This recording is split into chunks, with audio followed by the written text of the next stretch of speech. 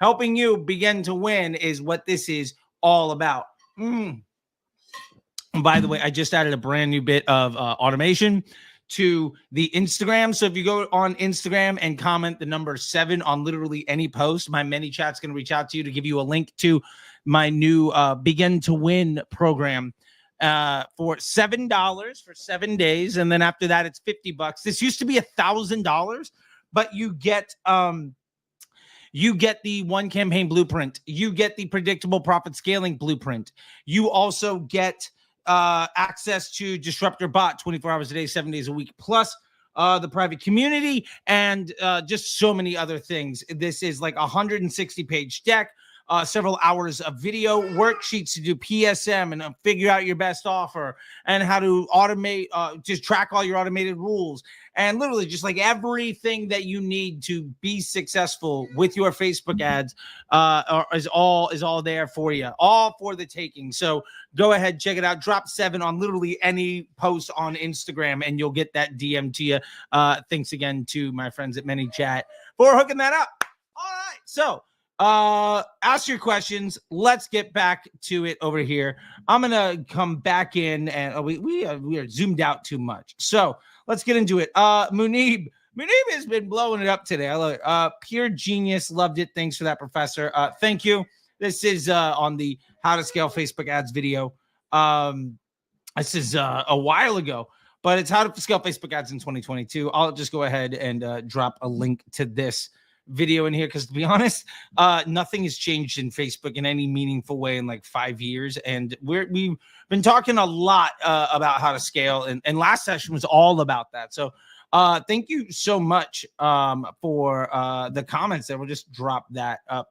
Boom. If you want to check out the How to Scale Facebook Ads video, boom, that's the one right there. Okay, cool.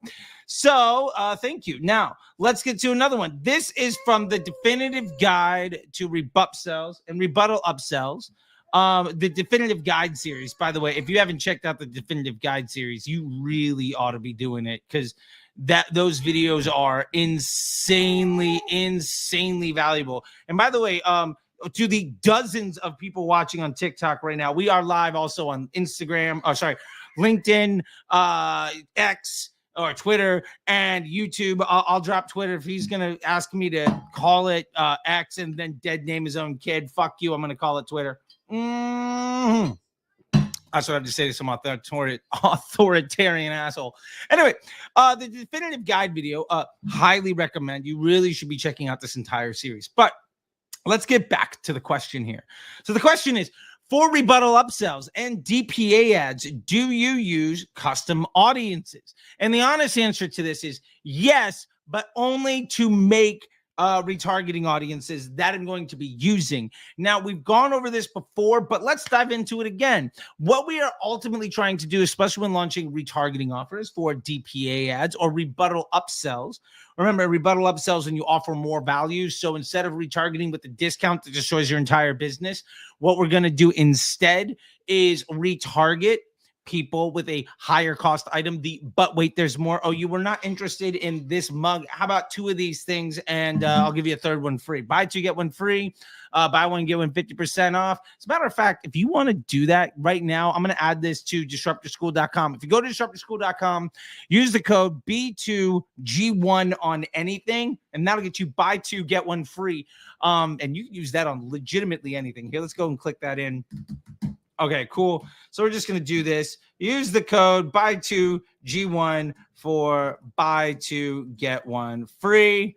Boom, boom, boom. Sweet. By the way, yes, as always, this Charley is not the only Charley in the room. Baby Charley's down there, and she wakes up. She's going to be joining us here in a minute. Okay, cool. So all that to be said, are we using custom audiences? And the short answer is yes, because we're going to try to define the best retargeting audience for us. Now, what does that best retargeting audience look like when trying to run Facebook ads? Well, that's super easy. What we're going to do is we're going to go into our event manager section, and then we're going to check out the number of events that have occurred. Now, it will default to the last 28 days. What we are looking for is a total number of actions around 10,000. That's our best starting place. Now, that might end up being view content over the last 48 days. It might be add to carts over the last 24 hours. the point to that is, let's start there, because that's a large enough audience for us to spend meaningfully into to see if the offer itself will work. Okay, Charlie. Okay. She got to change since the last session. Here we go. Okay. So that is a large enough audience to see whether or not the offer will work. It's also a large enough audience for us to scale a little bit into. And why that's really important is because if it indeed works and it's large enough to scale into, then we can go to the next part, which is just adding more scale to the audience. And what this means is we can go from, say, an add to cart one day to view content one day. Or instead of going up the funnel, we can go further out in time. Say an add to cart one day, it could be an add to cart 3 day. Now, what happens is when we move further back in time, we don't have as much scale, but we do keep consistency. So moving from an add to cart one day to add to cart 3 doesn't necessarily allow us enough increased spend as add to cart one day to view content one day, but it will probably get us a better result than we would see otherwise when it comes to efficiency. So you get to scale efficiency, maintaining efficiency, but scaling the spend and moving the same action just further out in time. Or if you want to reduce your efficiency but get a lot more volume, that's where we can go up the funnel. I generally don't go up the funnel and further out in time. That kind of doesn't really, that's kind of defeating the whole point. So anyway, I absolutely use custom audiences when doing rebuttal upsells and DPA ads, because those are the places that we really need to do. Now, to be fair, with DPA ads, you can just use the settings inside the platform to get to that place, but it's still more or less the same thing. By the way, let's check out. I was having an issue about 2 hours ago with the audio. Let's make sure that we're still good here. Let me know if it's choppy or whatever. It looks good on my end, and I'm sure somebody would say something, but like 2 hours ago, apparently it was a little dodgy, and I only heard about it from text messages from people. Anyway, that being said, yes, I do use custom audiences, and it's only for that stuff. I'm not using custom audiences for broader other types of efforts. There are other types of things that I might be doing in retention efforts or in specific like CRM stuff, but in general, I'm not really trying to do all of that, especially my rebuttal upsells and DPA. I just want something where the audience is static, where I know that I can scale up, or I can get more, I can scale up my volume, or I can scale up my efficiency, and ultimately I can test my offers and my functionality and scale my bank account, because that's really what it means. Munib says he missed it. He missed the last session, but you're here today. You're here right now, Munib, and that's what really matters. Okay. And we got something here from, I am not even going to pretend to extrapolate all of this. Number 3782. I know. Number 3782 says in lead objectives, unfortunately, is not possible. And yes, that is true. So let's go ahead and share this video real quick, just so that everybody can see this. This is the post ID of any.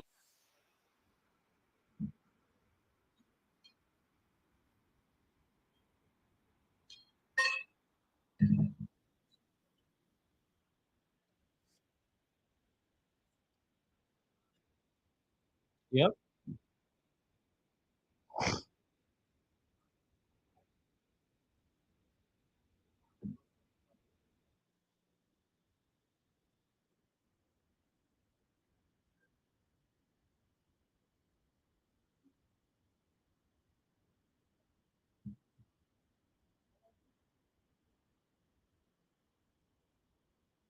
There we go. All right. So I'm not gonna let.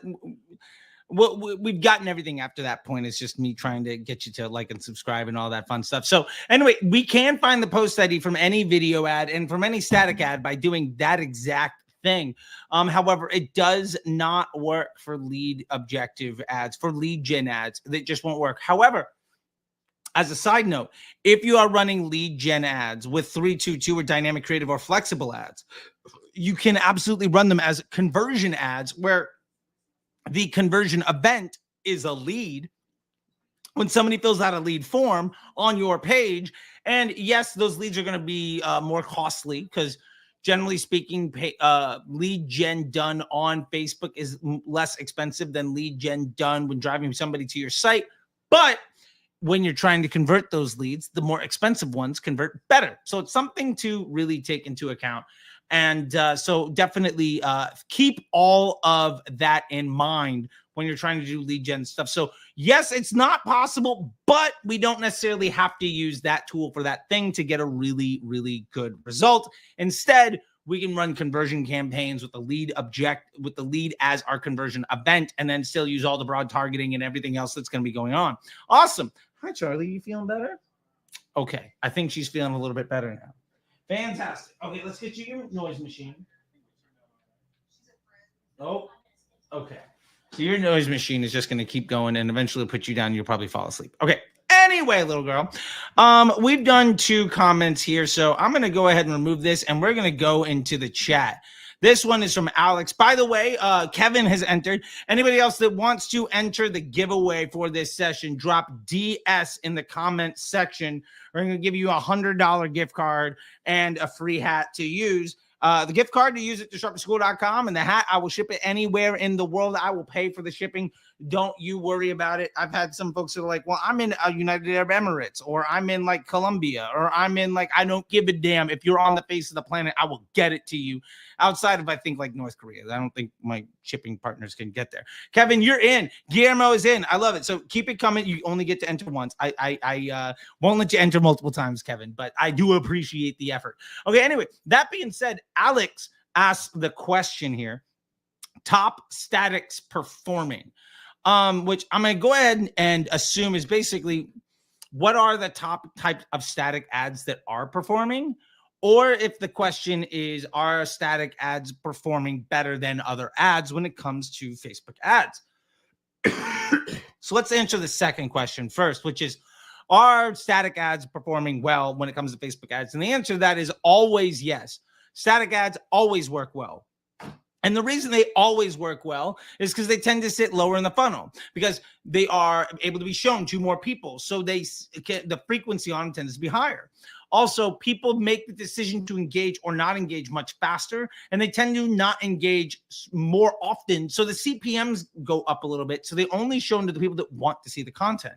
Now, why that's really great is because I'm only seeing your static ad if I've already more or less, I'm already looking at your static ad if I've already more or less made the decision that I want to see this stuff. Whereas in a video, I might get hooked by the hook, but not give a shit about anything that you're selling. And often some of the best video ads that have the best hooks and all sorts of stuff don't actually translate to any business result. Hook rate does not mean anything when it comes to revenue. So the beauty of a static ad is that it's able to tell you all the information that you need right away, so somebody can make that knee-jerk decision. And really, the ad itself is not the thing that's making somebody make that decision. It's the thing that's allowing somebody to click on whatever it is that you're selling when they are ready to make the purchase decision. Generally, you are on your phone, and when you get served an ad, you're not like, oh my God, I didn't know shoes existed, or oh my God, I didn't know this thing. Like, you are already product aware, you are already problem aware, you are already solution aware, and you've probably already brand aware, and you've probably been hunting around for several brands. But when that ad gets shown, boom, that's the opportunity, that's the trigger moment to maybe make that purchase. And really what you want to be is top of mind in an easily discernible way. So static ads are always working. And in times when CPMs are also very high, like what we see in February and in June, July, August period, when everybody says, well, the cost caps are broken in Facebook X, Y, and Z, when everybody's rambling off about being a victim, which is complete nonsense, static ads tend to outperform video because nobody's in the buying behavior. So static ads get shown to people that are interested in buying. So you're just wasting less impressions. So they are more efficient during that period of time. And then I will predict the future and let you know that in November, oh my God, video ads are crushing. And then come late February, oh man, video sucks, but static is amazing. I've seen the same thing happen for 10 years. It happens every single year. Just know it moving forward. As far as what are the best type of static ads, the number one answer I can give you is what's on brand for you. What feels like your business. If it doesn't feel like you, if it's not genuine, if it's not on brand, if the customer journey doesn't have good continuity, that ad will fail. And if it does feel like you, if it is honest, when somebody clicks on that ad, if it represents what they're going to see on your landing page, and the language and the feel and the vibes are right, then that ad will convert more than another one. If you're just trying to rip off everybody else and all the ads that they're doing, the best thing you're possibly going to do is get worse results than they do. So if you want to get better results than you're already getting and get better results than they have, then you need to step up your game and not try to rely exclusively on doing worse than other people as a business model, because ultimately that's not necessarily the best way of getting to the success that honestly, like, you deserve. You deserve to be successful. Why not get it? So, Alex, I hope that is helping you out. Love it. Roman is also entered with the DS into the giveaway. We're going to get to that in a little bit. I'm super excited about that. I forgot who the person was. It was just like only if maybe 25 minutes ago, whatever. Anyway, point is, let's get to Saffron. Saffron on YouTube asks, where to start when transitioning from TikTok ads to Facebook ads? And I love this question. Well, Saffron, the number one thing I want you to keep in mind is that what works on TikTok will work also on Facebook and Instagram, because it's the same thing. Well, what you need to be mindful of is that video ads are phenomenal at getting attention, but static ads can help get people over the finish line where maybe those video ads were not able to. So why this really matters for you is grab some stills from your webpage, grab some stills from your videos. And you can make carousels from that. You can round out the content that people see on your webpage. You can really begin to ultimately build out something more than just the same ad that you're running on TikTok. And I highly recommend that if an ad works on TikTok, you run it on Facebook ads. Like, it will probably work.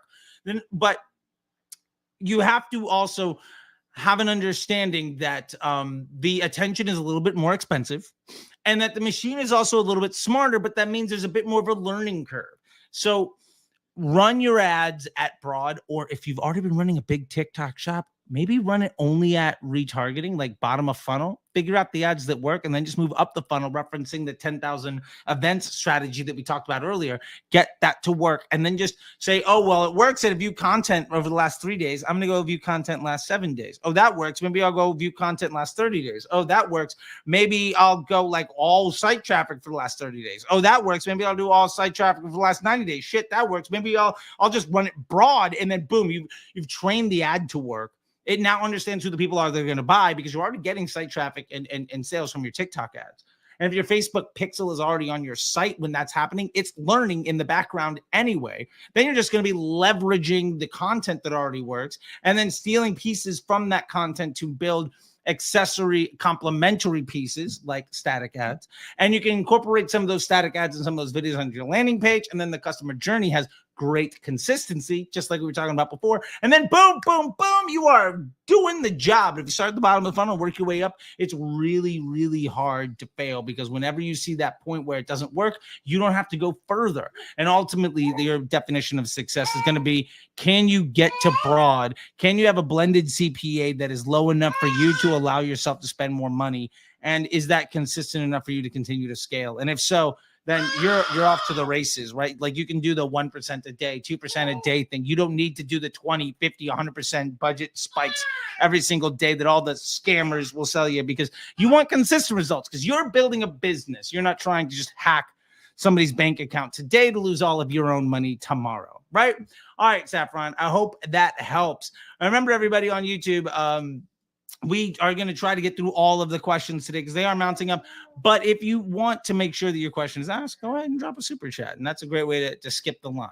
Okay, let's get back to the YouTube comments. All right, so unfortunately not possible. It's true. All right. Tin Thang, I don't know, number 1361 on YouTube. Thanks so much for this, how to scale Facebook ads for any business. This was one of my favorite videos as of lately, and I'm glad that you enjoyed it. Let's see. Let's go here. Let's just drop this, how to scale Facebook ads for any business. Let's drop that in the comments section. Boom.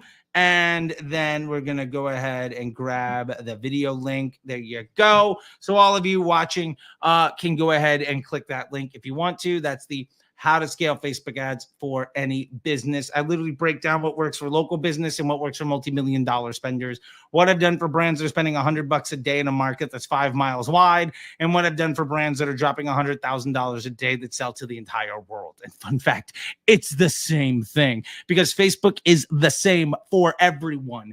And anybody that tells you different fundamentally does not understand how digital marketing and Facebook works. Facebook is a business that operates on a simple model of the acquisition of attention that they then monetize by selling it to you. If you're a good business partner, you can make money with them. If you're a bad business partner, you will fail, regardless of what your business looks like. It's always, every business is about the acquisition of attention, monetization of that, and then turning that into future cash flow. And then you invest some of that future cash flow into more ad spend to scale your business. That is what this is really all about. All right, Charlie, my leg is getting a little sweaty with where you're at. So I'm going to put you here. And you can come on back and make another appearance in a little bit. Yeah. You got some puppies over here too. Barkley and Morrison will love you. Okay. Anyway, let's get this note off of the screen. And also we're going to go ahead and change the banner here. Let's go ahead and let's drop that in. By the way, if anybody wants to join the Facebook Ads MBA program, which is like my training program, I've had hundreds of people throughout the years come through the Facebook Ads MBA program. Not a single person that has ever gone through the Facebook Ads MBA program has ever asked for their money back. The standard program starts around $6,500. The premium program starts around $12,000. Yes, we have payment plans. Yes, you can use your gift cards and your coupon codes on the program. It is lifetime access. And like I said, nobody's ever asked for their money back. We've had multiple brands get it's just 7 and 8 figures. We've had multiple 8 and 9 figure exits. And like quite literally what I do every single day, I teach you how to do that so that you don't need me. And you can fire your agency. And honestly, for less than you pay your agency for 90 days, you can get better results than they could ever give you. And now's a perfect time to join because you're like, oh, but we don't need help during Black Friday or Q4. Imagine how much better your results could be if you actually knew what you were doing instead of paying people a premium to destroy your upside. You are going to make money no matter what, as long as you don't fuck it up. But you could be making 10 times more. And that's what this is really all about. And not paying somebody else an arm and a leg to take advantage and take credit for all the hard work that you do. And that's really what this is all about. So anyway, thank you so much for loving the video. I'm really happy about it. Now, this comment here, hey, slightly confused. What's the difference between flexible ads and dynamic creative? Do you use them together? And this is in response to our video that we did around the new ad format that Facebook launched called flexible ads. Boom. There we go. We're going to drop this link just in the chat so people can go ahead and watch this video if they want to. Super great vid. Actually, one of the most popular videos that I've dropped in like the last week, like blew up. And I was honestly not expecting it to, but hey, look, it's great, right? Like I'll take the wins whenever I can get them. You know what I mean? It's a real world out there, right? So anyway, what's the difference between flexible ads and dynamic creative? The honest answer is there's not much of a difference, but there are a few important nuances that we need to know. And the video dives into it at a much greater depth. And there's also a link into that video to another video where I just build the ads live. In the video, I literally use the GPT that I built for all of you to use, the 322 method ad copywriter. And anybody can use that 24 hours a day, 7 days a week for free on ChatGPT. I built it for you to just go ahead and use, and I use it on my own business. I literally build an ad for my business that I'm spending over $1,000 a day on right now, live in that video. And I show you every step of the way, building it full transparency, wide in the open. And that was actually, I think, an ad for Disruptor School Inner Circle, which, if you're not ready for the Facebook Ads MBA program, you can check out the Inner Circle. It's like $1,000 a month. You can go to disruptorschool.com and hit enroll now to join, and you get access to all of the masterclasses that we have for everybody, whether it's UGC content, the YouTube stuff. We get into the web design and the CRO and the creative testing, and we get into Google Ads and a million other things. Girl, are you trying to escape your bassinet? Okay, I know. You are so close to walking. She's like, 7. She's between 6 and 12 months. And It's fun. Anyway, so you can check that all out. Not only do you get unlimited access to all of those things, but there's also a classroom where you can get we have a community where every week we have questions and answers, and you get to see me solving problems and getting deep and dive into your ad accounts, much like this call. But instead of me showing the comment section on YouTube and answering your questions, we pop open your ad account, get into your business, get into your books, get into whatever it is we need to make your business better, and we share literally all of that with everybody. And that there is an archive of those questions going back years, and you get access to that entire archive, and it's searchable. And not only do you get the videos, but we've made written material for each one of them that includes like the key takeaways, the too long didn't read, and even a quiz to go at the end of it. Wow, super chats popping up. So anyway, the difference between flexible ads and dynamic creative is pretty simple. Facebook is phasing out dynamic creative and is replacing it with flexible ads. Flexible ads are a more premium version of dynamic creative, and it allows you to put multiple dynamic creatives into a single ad set. However, I don't recommend that you put them in the same ad set. We want them all in different ad sets, because the way that Facebook works is the campaign chooses which ad set to spend money on. That ad set decides, I was going to say decides or chooses, and it came out decisions. That ad set decides which ad to spend the money on. And inside of a dynamic creative or a flexible ad, in a 322 ad, there might be a dozen ads. If you were to put, say, 5 flexible ads inside of one ad set, that's 60 different ads. And when Facebook's deciding which ad set to spend on, the one ad set that allows your best proven winning post IDs, and then another ad set that is 5 sources of a thing that are all wildly volatile and completely variant and completely untrustworthy, those creative tests aren't going to spend money. One of the reasons that people struggle to get their dynamic creatives and the flexible ads to spend money when they're trying to do 322 ads is because they're running so many of them. Facebook is like, well, I know I can get a good result here. Why would I ever risk the end user experience by showing them something that is 1,000 options? And one thing that I'll bring up here real quick is just the amount of ways that a 52 card deck could be shuffled is a fictitious number. I'm going to pull this up here real quick. Let's just do this. Amount of ways that a 52 card deck can be shuffled. All right, let's do this. Boom. Let's just see if we get here. That is an 8 followed by 67 zeros. That's your answer. So my point to all that, it's this many times. It's this many ways right there. So my point to that is, if you have, say, 5 flexible ads in one ad set, and each one of them has 12 possible combinations, that's 60 combinations. There's only 52 cards in a deck. That's how many possible variations you're asking Facebook to slip through with minimal ad spend. Why? Why would you possibly think that would work? And it's because a lot of the folks that don't give a shit about you are giving you really bad advice, because they're motivated to look good, because their entire business model is, we tricked you into paying us. You've signed your second contract. We've given you to the B team, and please don't fire us. And, well, you don't ever need any of them again. Hence the stuff on the bottom here, the Facebook Ads MBA program. Check that out. www.disruptorschool.com, MBA ads, if you want to check out the a book or call there. And no obligation, no nothing. Go check it out. Anyway, so the difference between flexible ads and dynamic creative is nuanced, and the video gets deeper into it. But what you need to know is that the strategy that we use for DCTs, for dynamic creatives, the 322 ads, is the exact same strategy used for the flexible ads. And the number one complaint I get from folks is, well, you can't see the breakdown by each individual post or each individual thing. You never could anyway. And they say, well, I just go to ad spend by element, and I can see, well, this creative spent the most and this copy spent the most. Yeah, but you don't know if that's actually the ad that was doing any results, or if how much any of those post IDs got. Let me give you a bit quick of math, and then we are going to get to the 2 super chats just popped in from Dennis and Titus. By the way, drop a DS in the chat if you want to join today's giveaway. We'll drop that in the banner for everybody while I'm going off on a tirade here. The point that I want to get to is, let's say you have an ad that spent $1,000, and your number 1 creative spent $600, your number 2 creative spent $300, and your third creative spent $100. Sounds like it could happen all the time. In a 322 ad, where you have 3 primary text, 2 headlines, and 3 creatives, 2 primary text, and 2 headlines. Wow, got ahead of myself.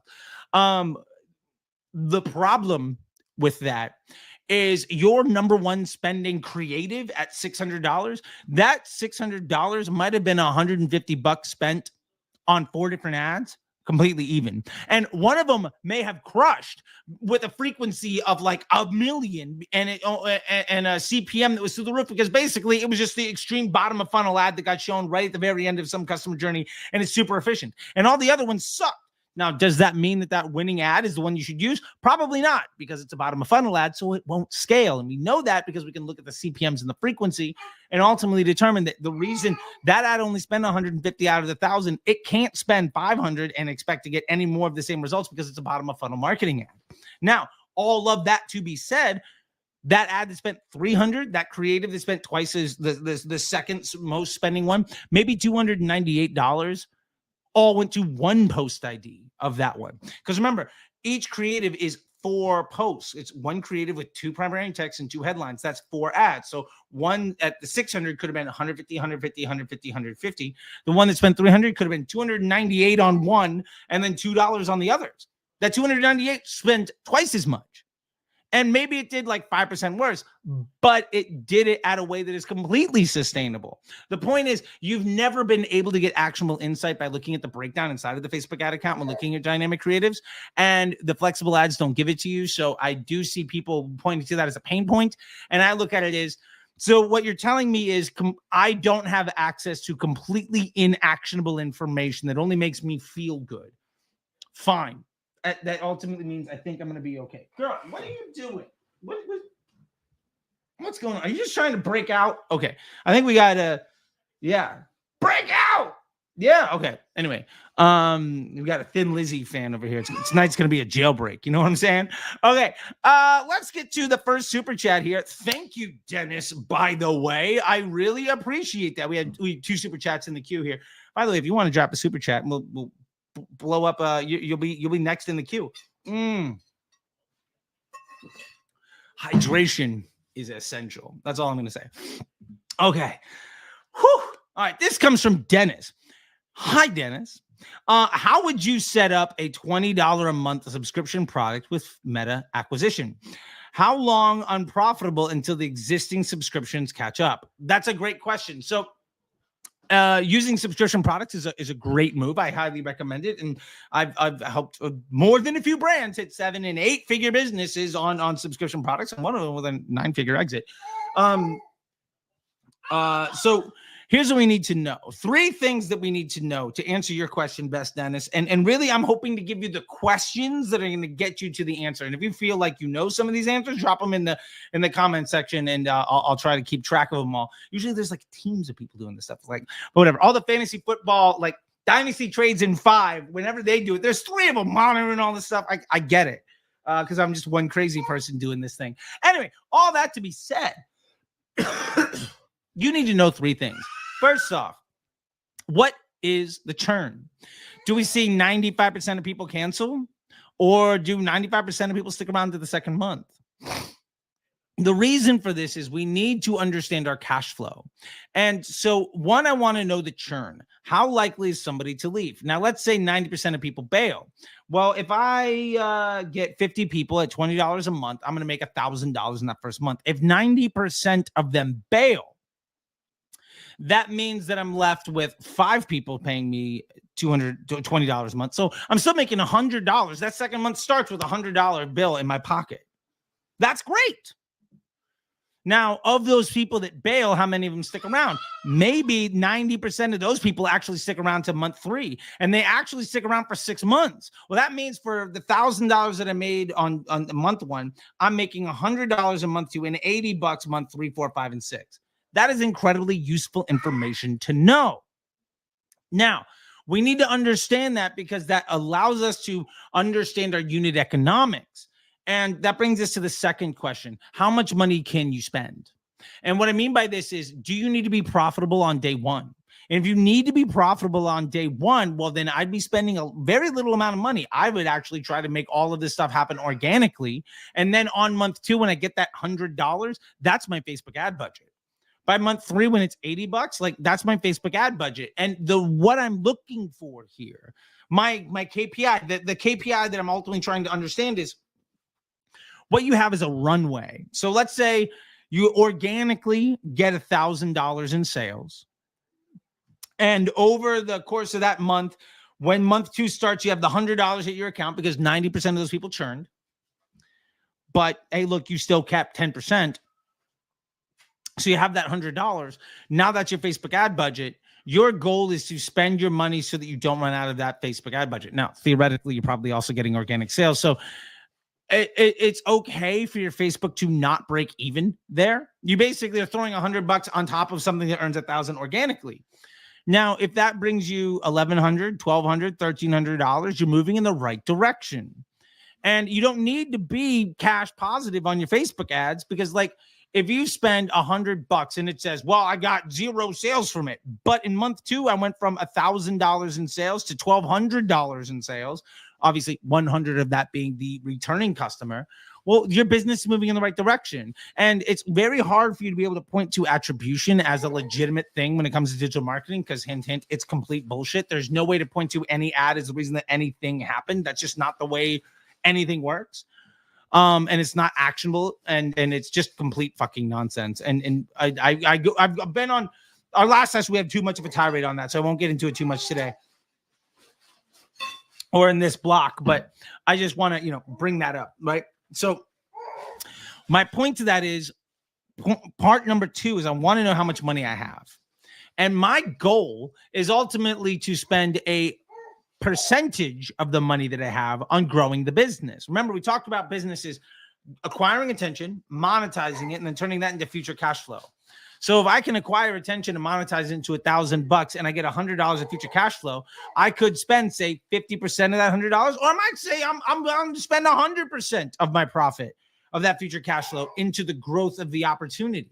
And what's going to happen is, even if you're running ads that don't get attribution, you're going to get more emails, you're going to get more search results, you're going to get more people watching your YouTube videos, whatever it happens to be. And so your overall business will continue to grow. And as long as your overall business continues to grow, you should have a larger amount of money that you can be spending on ads. And that ultimately brings me to the third part of this, which is, can you make money without ads? And the reason that's incredibly important is because if you can't make money without ads, then you probably shouldn't be spending ads. You have to figure out how your business works. And the biggest path to failure that I see people doing over and over and over again is saying, I've got a good idea, I'm going to drop Facebook ad dollars on it and then see if it works. Oh, it didn't work. Facebook is broken. Facebook isn't broken. You just didn't have a good business. And then you spent your bank account on amplifying the lack of success that you already had. And so that's the real things that I'd be looking at. So in reverse order, number 1, make money without ads. Number 2, understand what percentage of that what percentage of that future cash flow you're willing to invest in ads, so that you don't need the ads themselves to be profitable, because your paid media budget is a percentage of the overall profit volume that you have. And because your business is good, that overall profit volume is growing, even with the ads not necessarily being successful. And again, number 3 is ultimately figuring out what your churn looks like, what your unit economics look like, and what your business looks like. And if you can figure out those things, then when you start to have pain points, you can understand where it's broken. Am I paying too much to acquire new customers? Am I getting too much of a churn? And the funny thing that happens here is, you're probably not going to get your ads to be twice as good. But if you went from 80%, from 90% churn down to 80, like if you had 20 people stick around instead of 10, then the amount of money you could spend on ads at a complete loss goes from 100 to 200, literally doubles, which means your ads could be 50% worse and you'd still get the exact same result. And odds are they're probably not going to be 50% worse. So you can continue to add budget to what it is that you're doing. And that is what really matters here. Scaling your business is what scales your ad account. And ultimately, when you treat the growth of your ad spend as a constant, then you understand the parts in your business that are broken.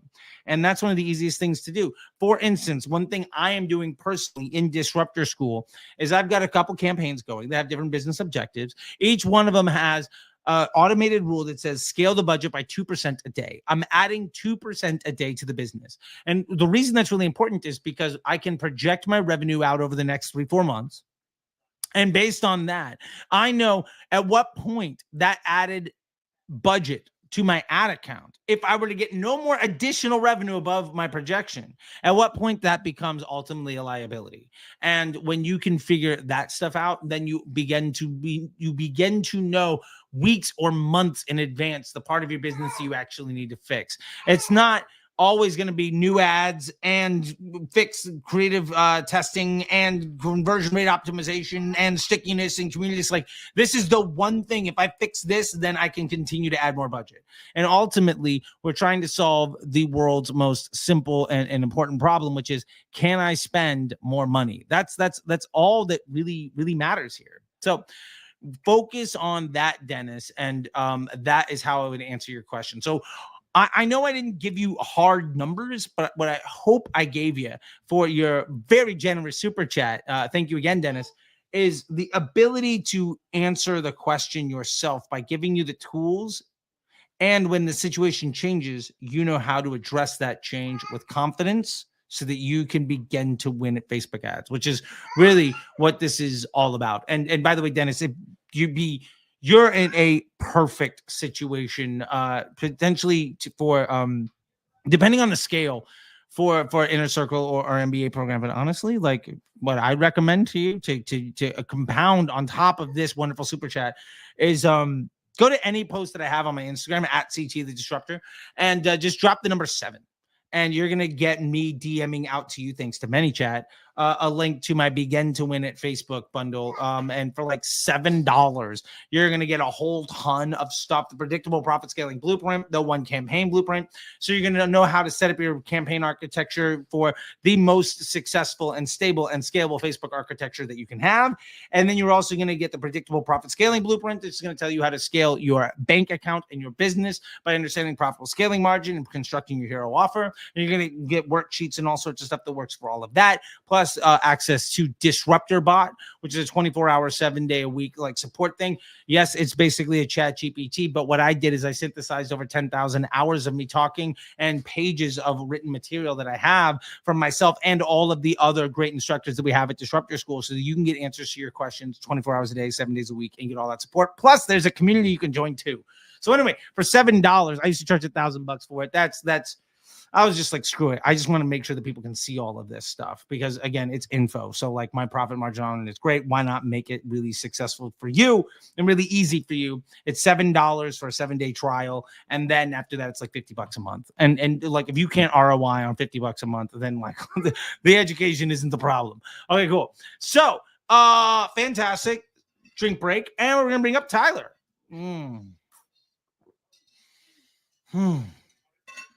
All right. Boom.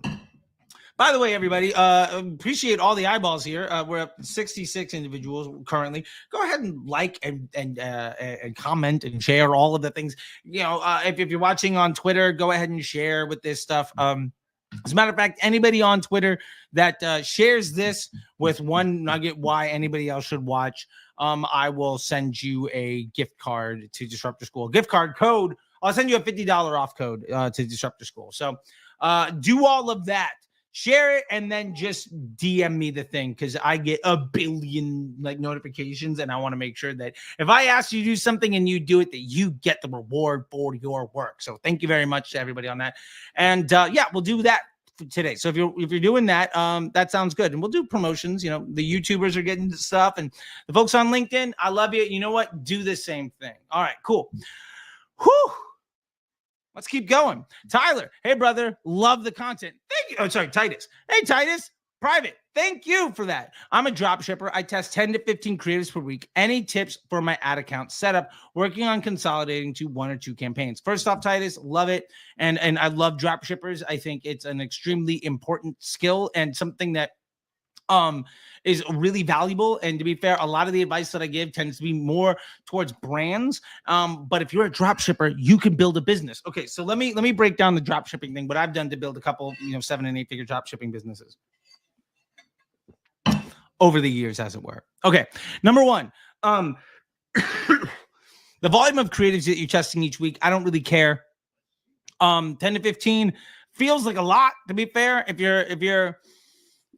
Unless you're spending like 1,000, 2,000, 5,000, 10,000 a day, I don't think you're going to really be able to understand if those creatives are helping your bottom line or not. So the first thing we need to understand is the reason that you're creative testing is because you can no longer scale your budget. Right. If you notice, there's this saying, and I was mentioning this in the last session, so we're going to get back to this. There's a saying. It was in the last place I looked. Yeah, because hopefully you didn't find it and then keep looking. If you have results that are really strong, don't keep looking. If your Facebook ad account is successful enough at your blended CPA for you to add budget, don't continue creative testing. Just add more budget because the ads that you have are already strong enough. And the feedback I get from folks is like, well, they're going to fatigue and all this other stuff. They're not going to fatigue if you don't keep creative testing. Like, one of the biggest reasons that we see creative fatigue is because of constant creative testing. The new ads come in, and those new ads come in, they get preferential treatment on the first few days. And because they get preferential treatment on the first few days, they're just stealing sales from the old ads, which means the old ads immediately get dumber and get shown to worse quality individuals because the new ads are getting all that premium content. And then as a result of that happening, now you're facing a situation where, well, the old ads are getting shown to more and more people that don't want to see them. So the CPMs go up and the quality of that content goes down and the quality of the user engagement goes down. So the estimated action rate goes down. So that ad ultimately, user error is creating fatigue for that person. Sorry, for that ad. Now, that to be said, let's keep going around to your ad account setup. I would have, and I'm literally like this like thing, I've posted it on my, I have it like on my, I shot this for a YouTube video like 3 years ago, this sticky note, and I've held on to it because this sticky note alone, and last year is one of the reasons why I'm paying taxes on like a 7-figure take home. And I've hired an accountant to help me out with that because I really should not have taken it all in myself. Point of it all is that sticky note is the ideal campaign architecture, right? This is the ideal campaign architecture for Facebook. This thing is made, I've personally been involved with businesses that drove 9 figures in revenue based off this fucking sticky note, which I think is fucking hilarious, but true. So let's get down to your ideal campaign architecture. You're going to want to have one ad set in your campaign that is exclusively populated by the best performing post IDs that you've had. Your best ads go there. Generally, we want that to be between like 4 to 6 active ads and maybe 5 to 8 ads live inside of there, whatever that looks like. Now, you're going to run a 4PI analysis on those ads. And if you need more information for PI, go to the YouTube channel. I have a ton of things, or join Inner Circle and I'll do a 4PI analysis live with you. I mean, you can join for $100 for a 7-day trial. You could say, I'm willing to pay $100, show up on next week's call, get me to do a 4PI analysis, and then tell me to, kick rocks and like cancel. And to be fair, like, look, good on you. You spent $100, got a $5,000 hour like consulting like help, and you bounce. And to be fair, like, good. I should be doing good enough stuff to keep you around past that anyway. And if you don't find value outside of it, fuck me. Take the money and run. So totally support it. Rip me off. Go for it. That's what I would do if I didn't find any value. So anyway, what we're going to do is we're going to run a 4PI analysis where we're going to look at the spend, we're going to look at the frequency, we're going to look at the CPM, we're going to look at the efficiency by day on those ads. And we're going to understand which of these ads are top of funnel, which ones are bottom of funnel, which ones are mid funnel. And of those ads that are sitting in those spots in the funnel, how are they performing? And why that really matters is we're going to understand the overall marketing and portfolio, the investment portfolio that we have within our Facebook ads. Now, why that really matters is we're going to see what is doing its job well and what isn't. And based on that, we're going to be able to run 2 additional ad sets with dynamic creatives or flexible ads, 1 ad within each one of those ad sets, 1 dynamic creative or 1 flexible ad, specifically focused on both of those being 2 versions of the same concept. Well, what we're going to try to do is solve the problem of making of replacing our worst ad. When we looked at that 4PI analysis, we're going to see some ads are good, some ads are bad. What ad is our worst employee? What's our weakest link? If we do an A/B test with dynamic creatives or flexible ads, against that weakest link, specifically to improve upon it. And those tests earn spend. And as they earn spend, our blended CPA across our entire business, including the transactions that we get from email and from organic and from TikTok and everywhere else, that blended CPA gets better, then those ads are good. If those ads look really good in the platform, but our blended CPA gets worse, they're not good. We don't care about attribution. We don't care about ROAS or any of these other nonsense metrics. We care about actual money, right? So we're going to look at the actual money. And then you can be able to say, hey, these tests are helping my business. And can I spend more money? If the answer is yes, don't touch anything. Don't mess it. Like again, once you solve the problem, stop looking. You know what I mean? Now, all that to be said, what I'd be doing in your situation is really looking at, you probably got some videos of doing stuff. I'd probably get the product that you're drop shipping yourself to use so that you can take independent images that don't look like everybody else.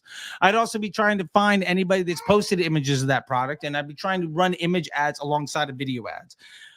And I'd be trying to take the content from those videos and those static images and putting them on my webpage, on my sales page, so that when people see my ads and then they go to my website, everything looks the same.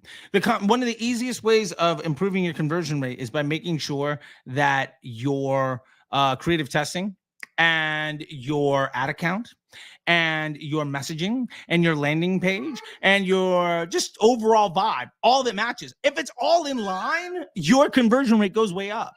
And so once you figure that out, then you don't need to change your ads because you solve the most important problem, which is, can I spend more money? If you can spend more money, just do that. Right.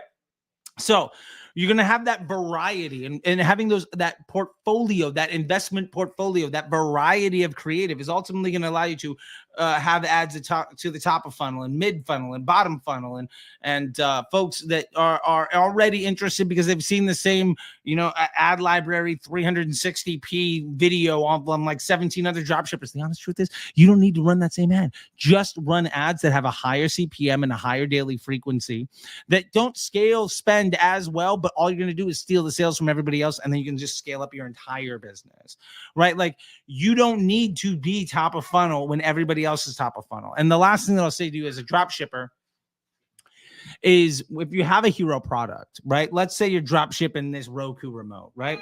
If I'm drop shipping this Roku remote, what I'm going to be interested in is, what else can I sell somebody that bought this Roku remote? We're going to talk about vertical integration for a second. If you want to take a drop shipping product and turn it into a brand, into a business, so that you don't have to drop ship over and over and over again to try to get things to work, what you can do is say, somebody bought this Roku remote. Awesome. What else can I sell them? Maybe batteries. Maybe I can sell them televisions. Maybe I can sell them other electronic devices. That one's a bit harder to come up with on the spot. Let's see what we got here.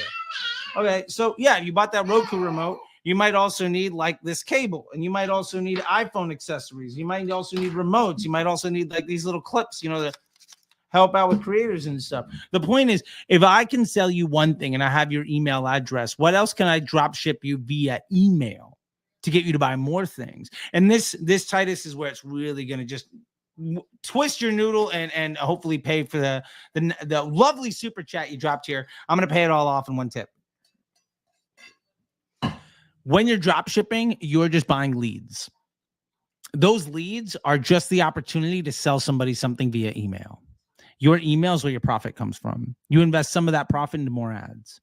Now, when you get to product 3, product 4, product 5, you're building a business, because your business is vertically integrated, because you have one product that when somebody buys that, they're also likely to buy another product and another product and another product that are all in line.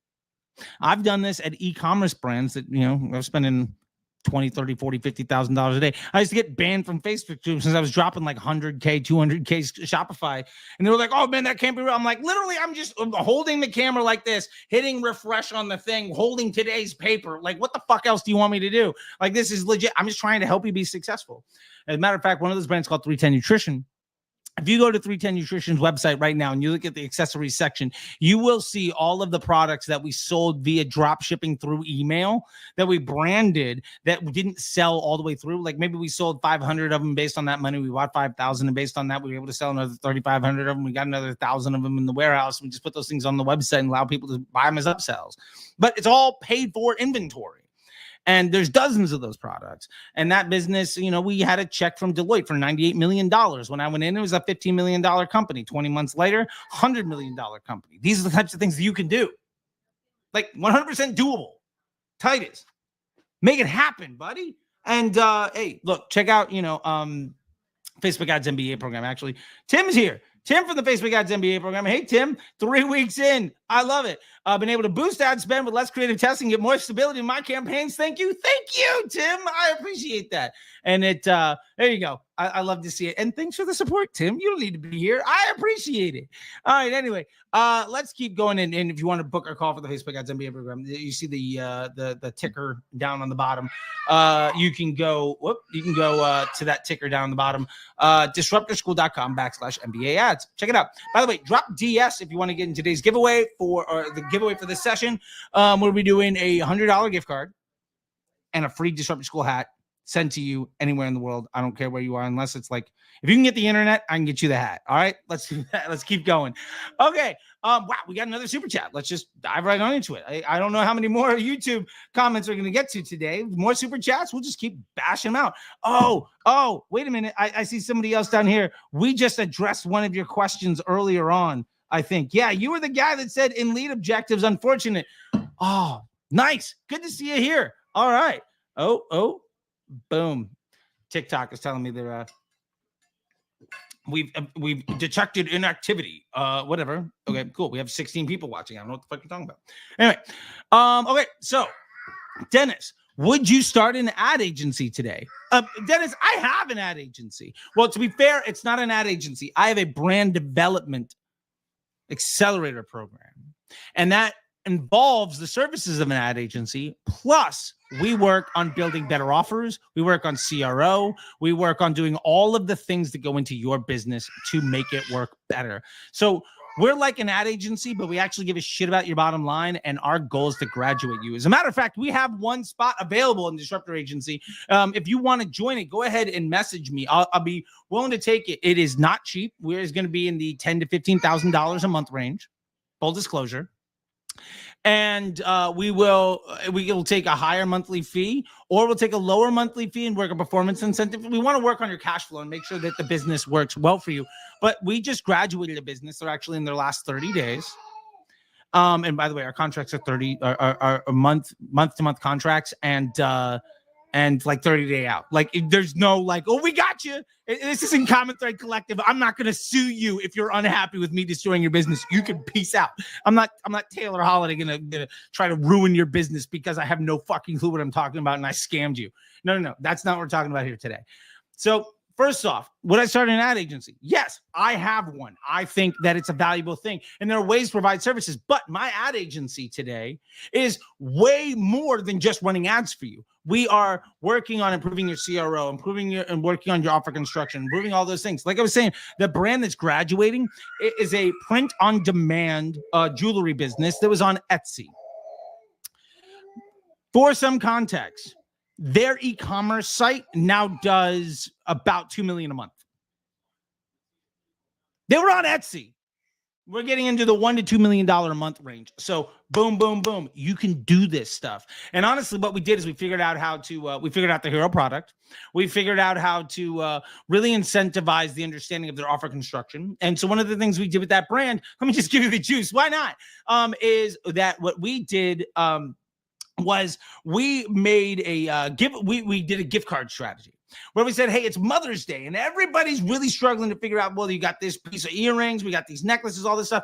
Great. But if I buy one, I just got to prepare them with something else. And I want to make sure my wife is happy or my mom is happy or whatever, my loved one. But hey, look, you don't need to be stressed out.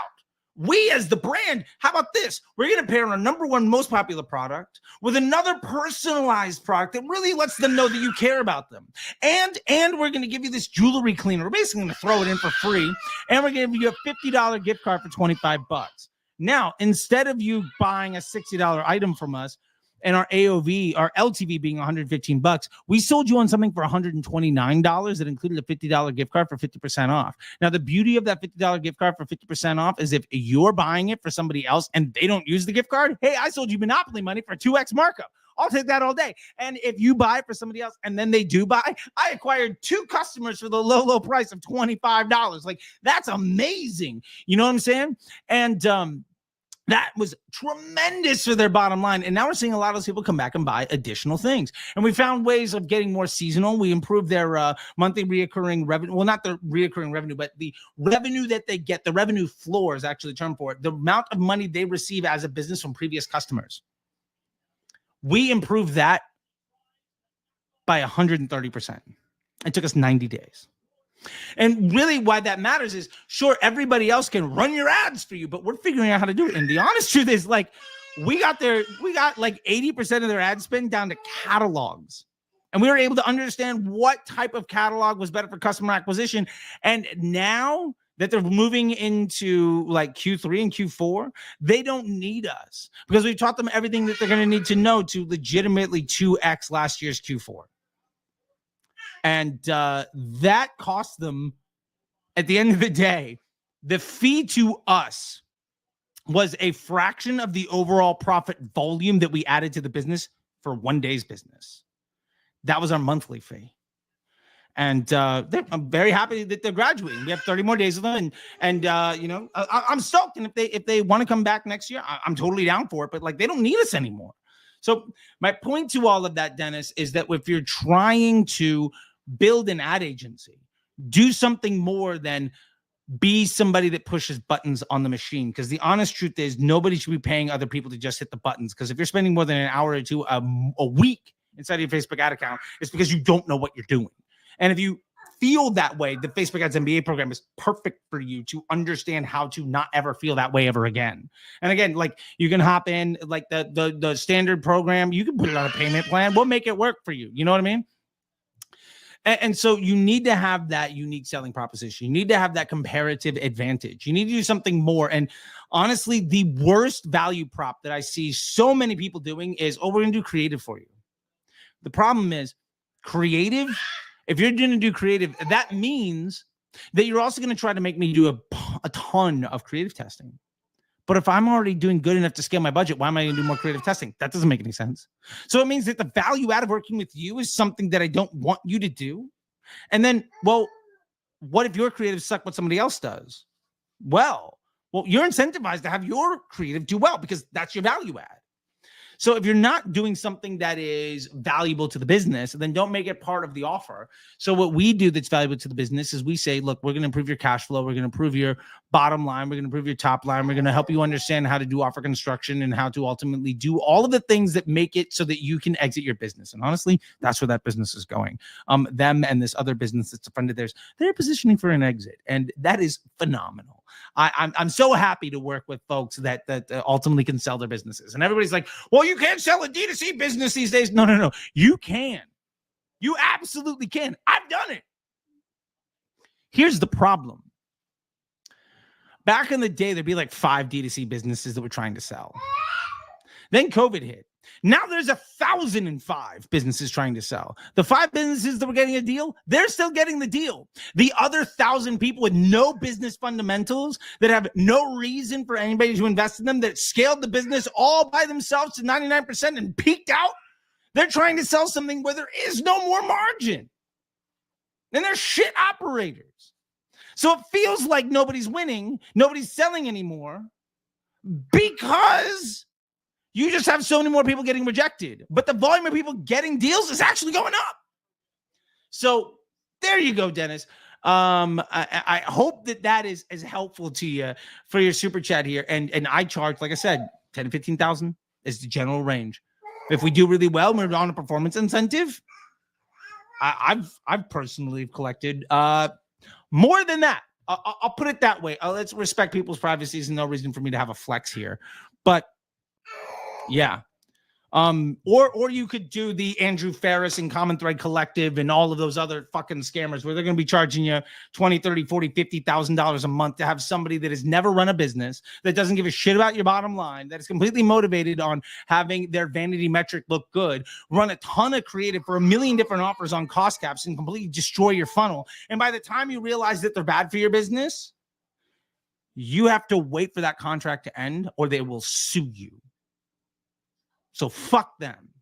and they know it, which is why Andrew has me blocked for years and why Taylor won't get on a call with me in public. And it has been years.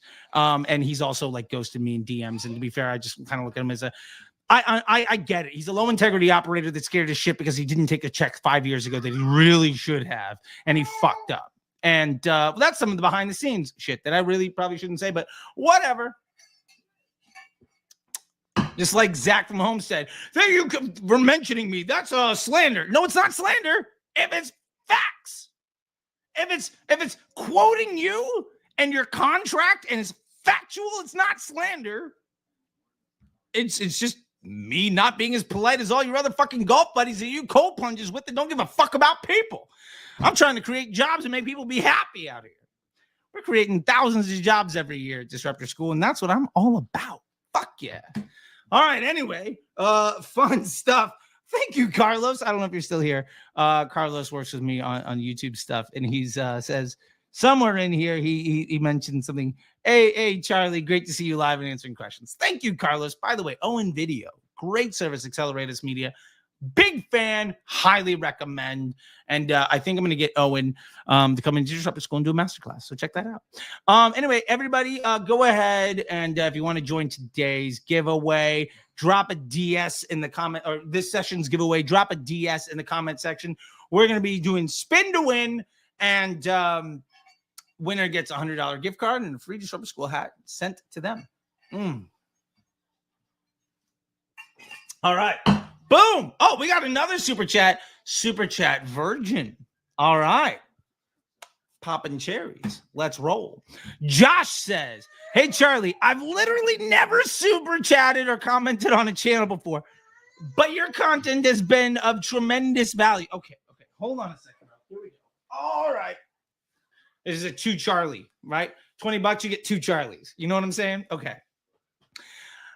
Can you explain why you use 2 dynamic creative ad sets instead of 1? Why do you need a second one? This is a great question, Josh. And yes, I can explain. And I'm very happy that you asked. So thank you.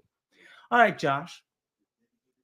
First, let me teach you a story. Let me tell you a small little story about when I was a touring musician. Now, I used to be a punk rock touring musician, and to be fair, I'm still a musician, right? Like, and I love music, right? Clearly, I've got it tattooed on me, and I've got a million guitars in my garage and all sorts of stuff. All that to be said, I used to be a heroin addict, and I was on tour, and I can't stop talking about it. Okay, fair enough. One of the things that I learned out there and trying to make money, because you're on the road, you're just trying to, like, feed yourself and not die, was that when you give people a choice, you're gonna have a better chance. So when I get off stage, if I say, hey, would you like to buy a t-shirt, somebody can say yes or no. Now, that doesn't tell me anything other than, like, either you like the shirt or you want to support me or not. But when I said, hey, which shirt would you like to buy, I sold 3 to 5 times as many shirts. And I got to know which shirt was better. So it's not a binary yes or no. It's a qualitative understanding of which is better and why. And so when running dynamic creatives, 2 of them instead of 1 allows us to understand it's not is this ad good?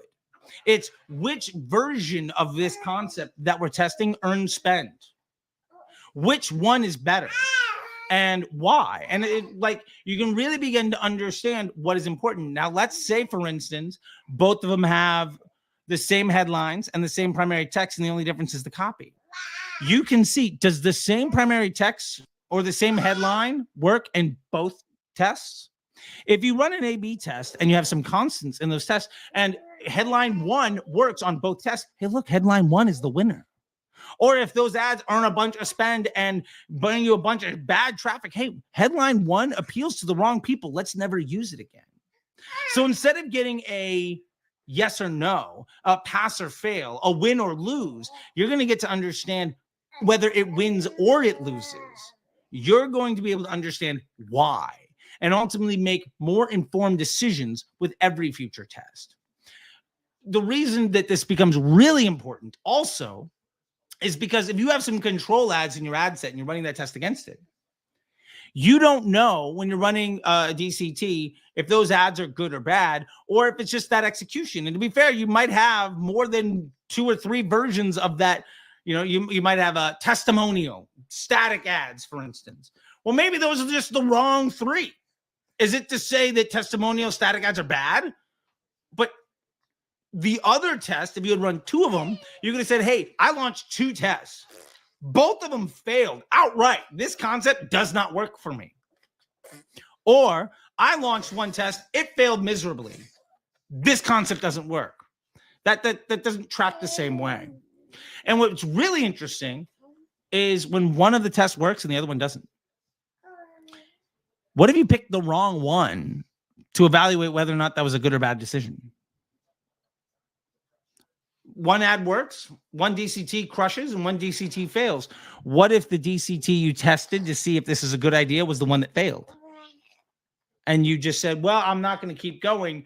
And literally 1 extra try would have gotten you a win. It's like those memes of people, trying to dig for gold and giving up. And they're literally like 1 inch away from like the diamonds. You know what I'm saying? Or gold. I don't know why I said gold and then diamonds, but whatever. You know what I'm saying? So part of this is to help us get a qualitative analysis instead of a pass or fail. I want to learn even when I lose.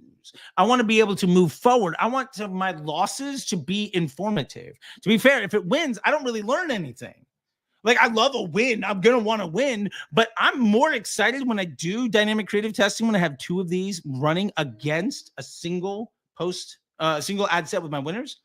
When it's a loser, I get to really understand what's going on. Like, if I lose 6 times, I'm going to learn a lot more than if I win once.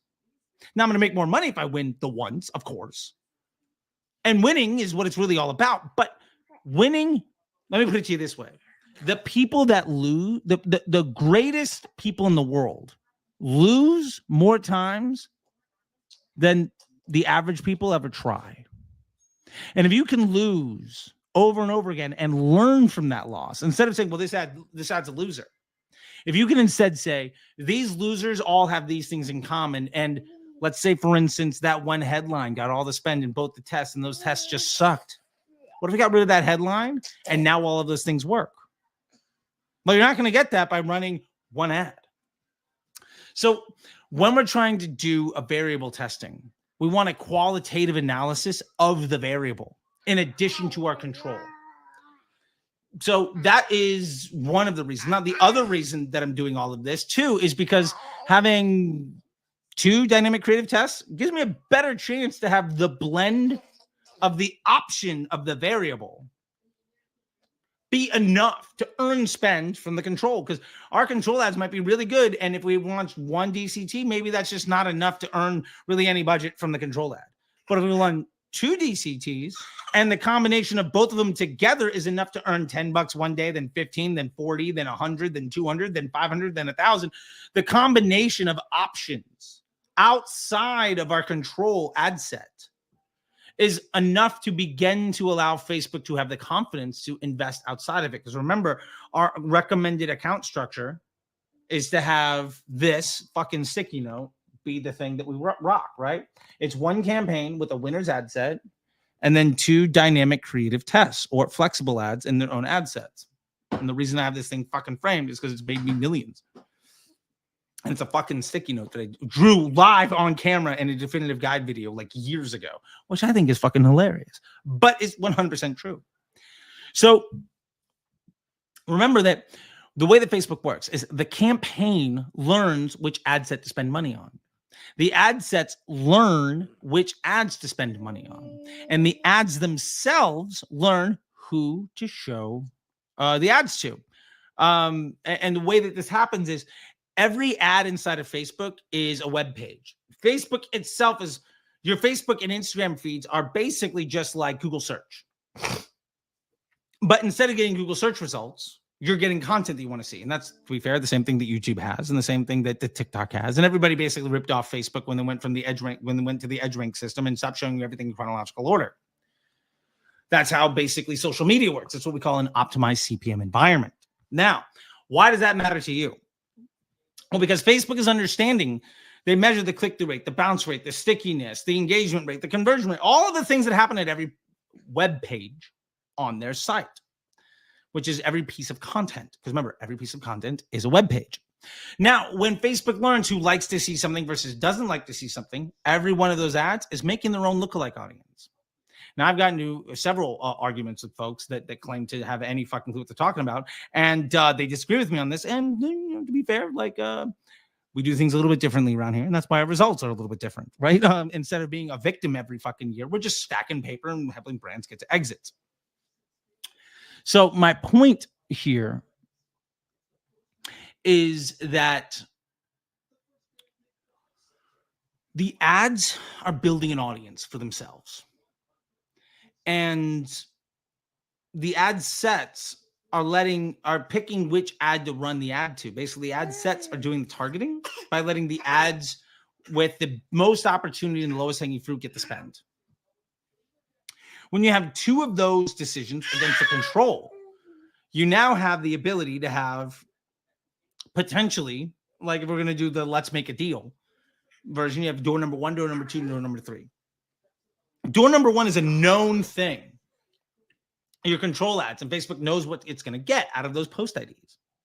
But those 2 DCTs, it's enough variety for Facebook to say, well, actually, the combined effort of these 2 things, because they're 2 sides of the same coin, they're the 2 wings on the same bird, whatever the fuck, right? Like they're 2 versions of basically kind of the same thing, just executed slightly differently. And they're a version of an ad that already maybe exists, but a better one.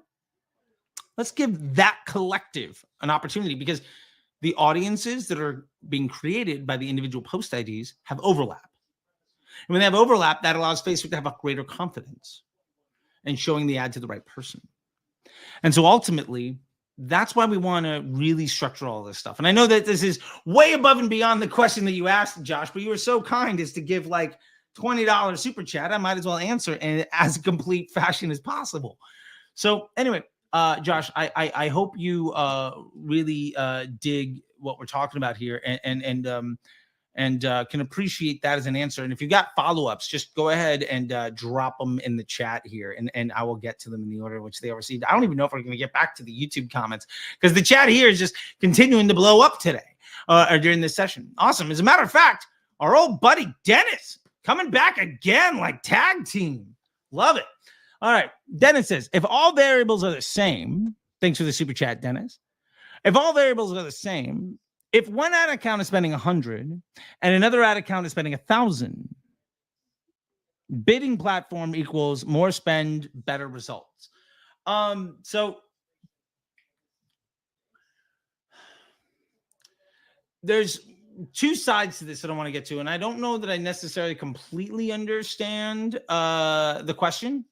So forgive me if I get this wrong, but basically what I'm thinking here is, because one ad account is spending 10 times as much, it would theoretically have more data.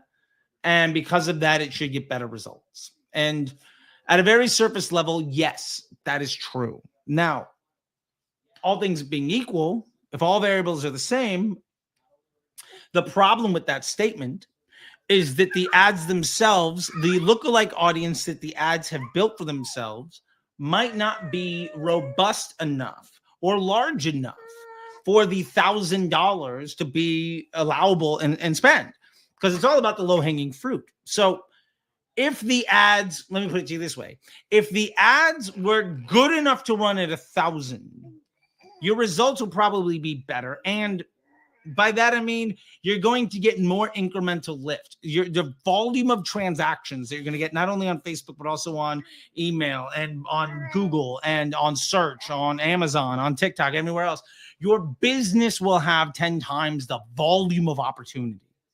So as a result, your results should get better. And they're going to learn faster. And they're going to improve faster. If you're starting from the same place with ads that are not in a situation of having any learning, I would not be surprised if the $100 ad account is more efficient than the $1,000 ad account on day one. But again, It's going to learn slower. It's going to scale slower. And the $1,000 one will probably be better in 30 days. And it'll probably not take 30 days to be the better option. But I hope that really gets down to the crux of the question here, Dennis, because it is like all good things in the world. It depends. But I want to give you an answer better than just it depends, right? If you're so kind to give me a super chat, the least I can do is do better than an it depends for you. So those are the types of things that I'm looking at. And by the way, just a big shout out, looking at the eyeballs here, we have 97 people. That is 194 eyeballs. If you all have two eyes. I just said that and it went to 100. Awesome. That's 200. Now, maybe like in our last session, somebody tweeted out at me and commented me. They tweeted out a picture of their cat was also watching. So that might be, an extra 2 eyeballs. Maybe it's a one-eyed cat. Who knows? Anyway, let's keep going. I hope that helps, Dennis, because I really, really do appreciate all of this stuff. Let's get back to YouTube for a moment because I want to kind of get into some of this. Like I was saying, my man, you were right here. We got to this thing just a little bit. I think this guy is in the feed. He's in the chat today, people. And as a matter of fact, I think your question. Oh, there's one other person ahead of you. 2 people. Okay, those super chats got me out of order. Okay, I think we're back there to Jason. Okay, Jason from about 40 minutes ago. So we're going to get to you soon. Keystone Consulting also. Oh, no, we were right there. Okay, cool. Awesome. From Anton George SCU. In our video about mastering automated rules, and I'll go ahead and drop this video into the chat here so that everybody can see it. This is our wonderful video we did a while ago about mastering automated rules. And boom, I'm going to drop it in here. So the question here is specifically regarding an automated rule that we have that says, hey, if your performance is over the last 7 days, spend is above X and number of conversions is below Y, turn the ad off. Anton very astutely says, doesn't 1 week spent mean eventually turn on again because time has passed? And the answer to that is yes. If you set up the rule that said if spend is below X, turn the ad back on. And that's actually the beauty of this automated rule is it's not, we're going to turn this ad off forever. It's what have you done for me lately? And then ultimately trying to improve what you've done for me lately. By the way, we're up to 107. I got to keep calling this thing out. We're just getting more people. I don't know what that's about, but I'll take it. So Anton's question of, does it mean it'll be turned on again? Yes. And if you've been paying attention to something I've been saying, especially about the number of ads that should be in your winner's ad set, sometimes I'll have between 6 and 10. Often I tell people it should be between like 5 and 8.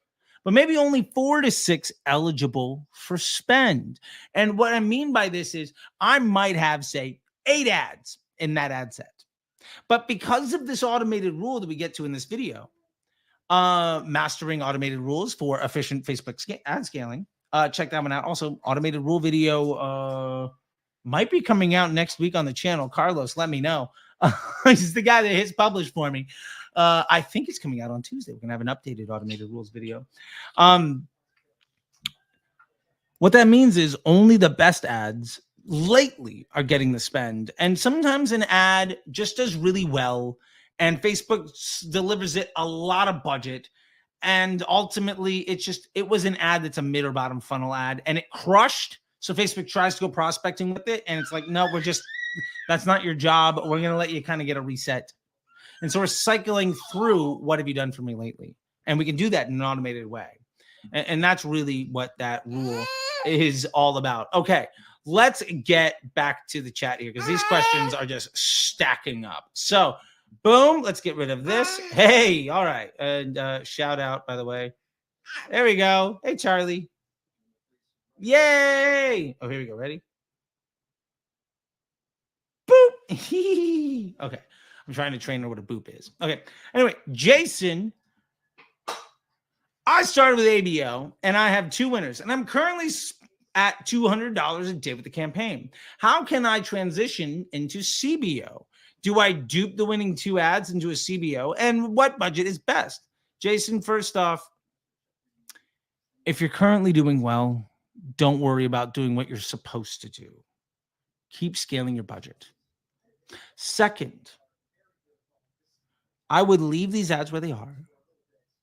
And as I want to begin to test new ads, build them in the one campaign structure that we're talking about. And then ultimately, we're going to have our one campaign that's ABO, that's set up maybe not the way we should, but is good enough to scale the budget.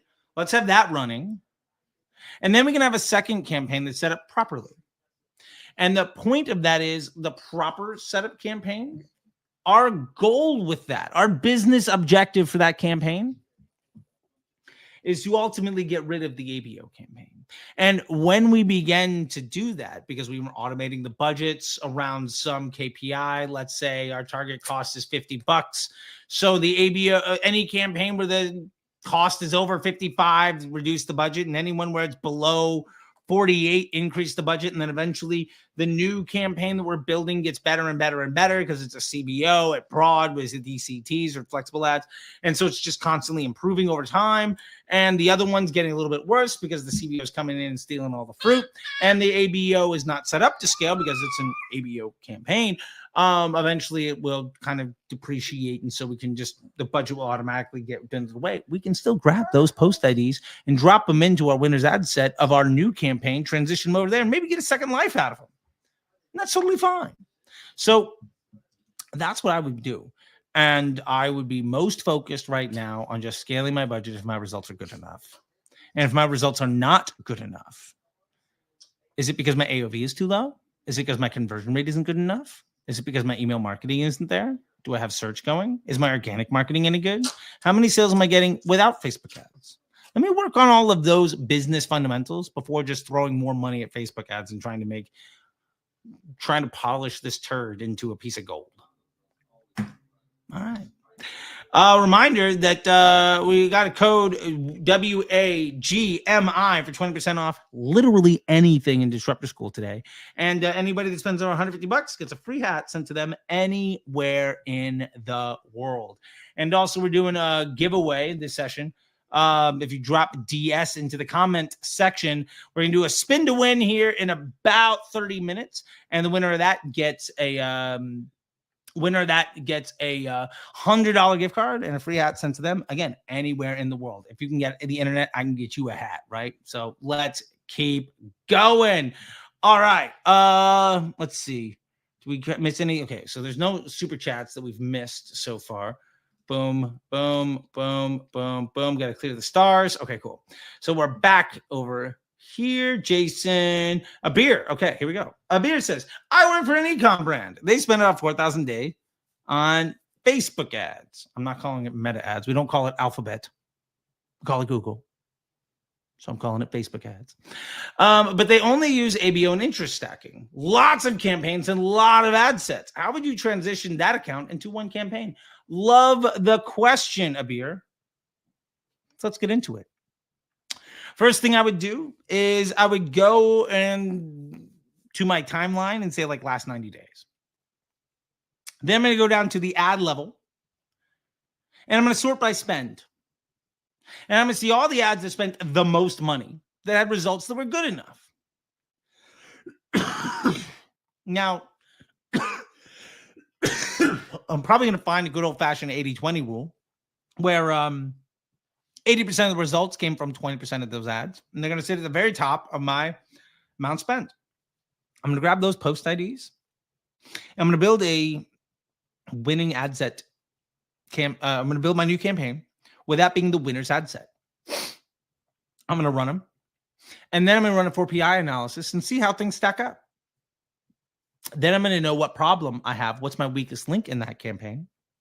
And then I'm going to launch 2 dynamic creatives or flexible ads, 1 per ad set, against my winners ad set here. And I'm going to try to improve the overall blended output of that campaign. And then over time, if the overall blended output is good enough, the budget will go up. And as other campaigns continue to fail, because that's what's going to happen using interest stacking and ABO and a bunch of other stuff, and a lot of ad sets, like they're going to continue to die off.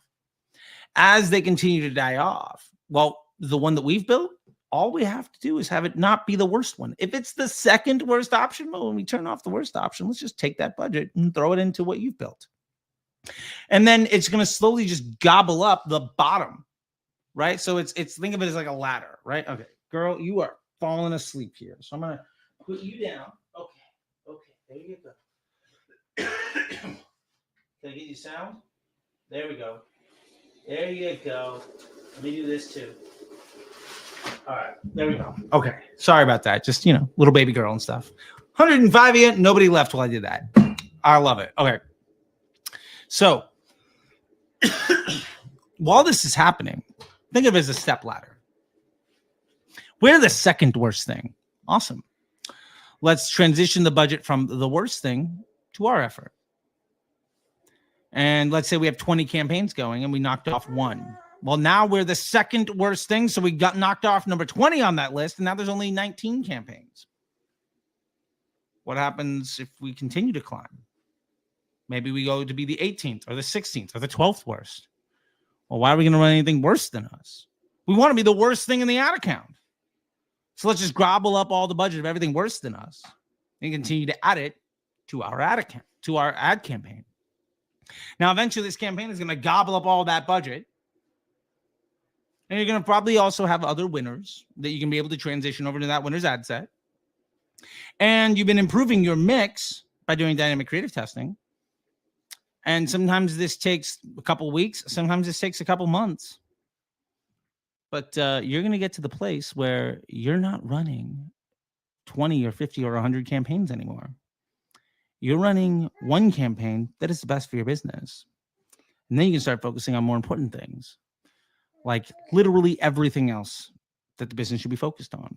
And to be fair, Abir, if your business wants to put you through the MBA program, I would definitely consider that being a valuable investment, considering it's less than 1 week's ad spend to make what they make in a month happen in a week by the end of the year. If it was me and the business owner, I would get an account with the info at and then put you through it. And then when eventually you leave me because you can make $100,000 plus a year just kind of doing this freelance, me as the business owner, having trained you to be so good that I can no longer afford to keep you, I'm going to when you leave, I'm going to hire somebody else to replace you. I'm going to put them through the same thing. And I have that happen all the time. Anyway, something to think about up here. Let me know. And what we're talking about here, by the way, is just the Facebook Ads MBA program. There you go. If you want to learn more about it, go to www.disruptorschool.com/MBA ads, or just go to the Disruptor School and top left corner. There's info about the Facebook Ads MBA program. Go check it out.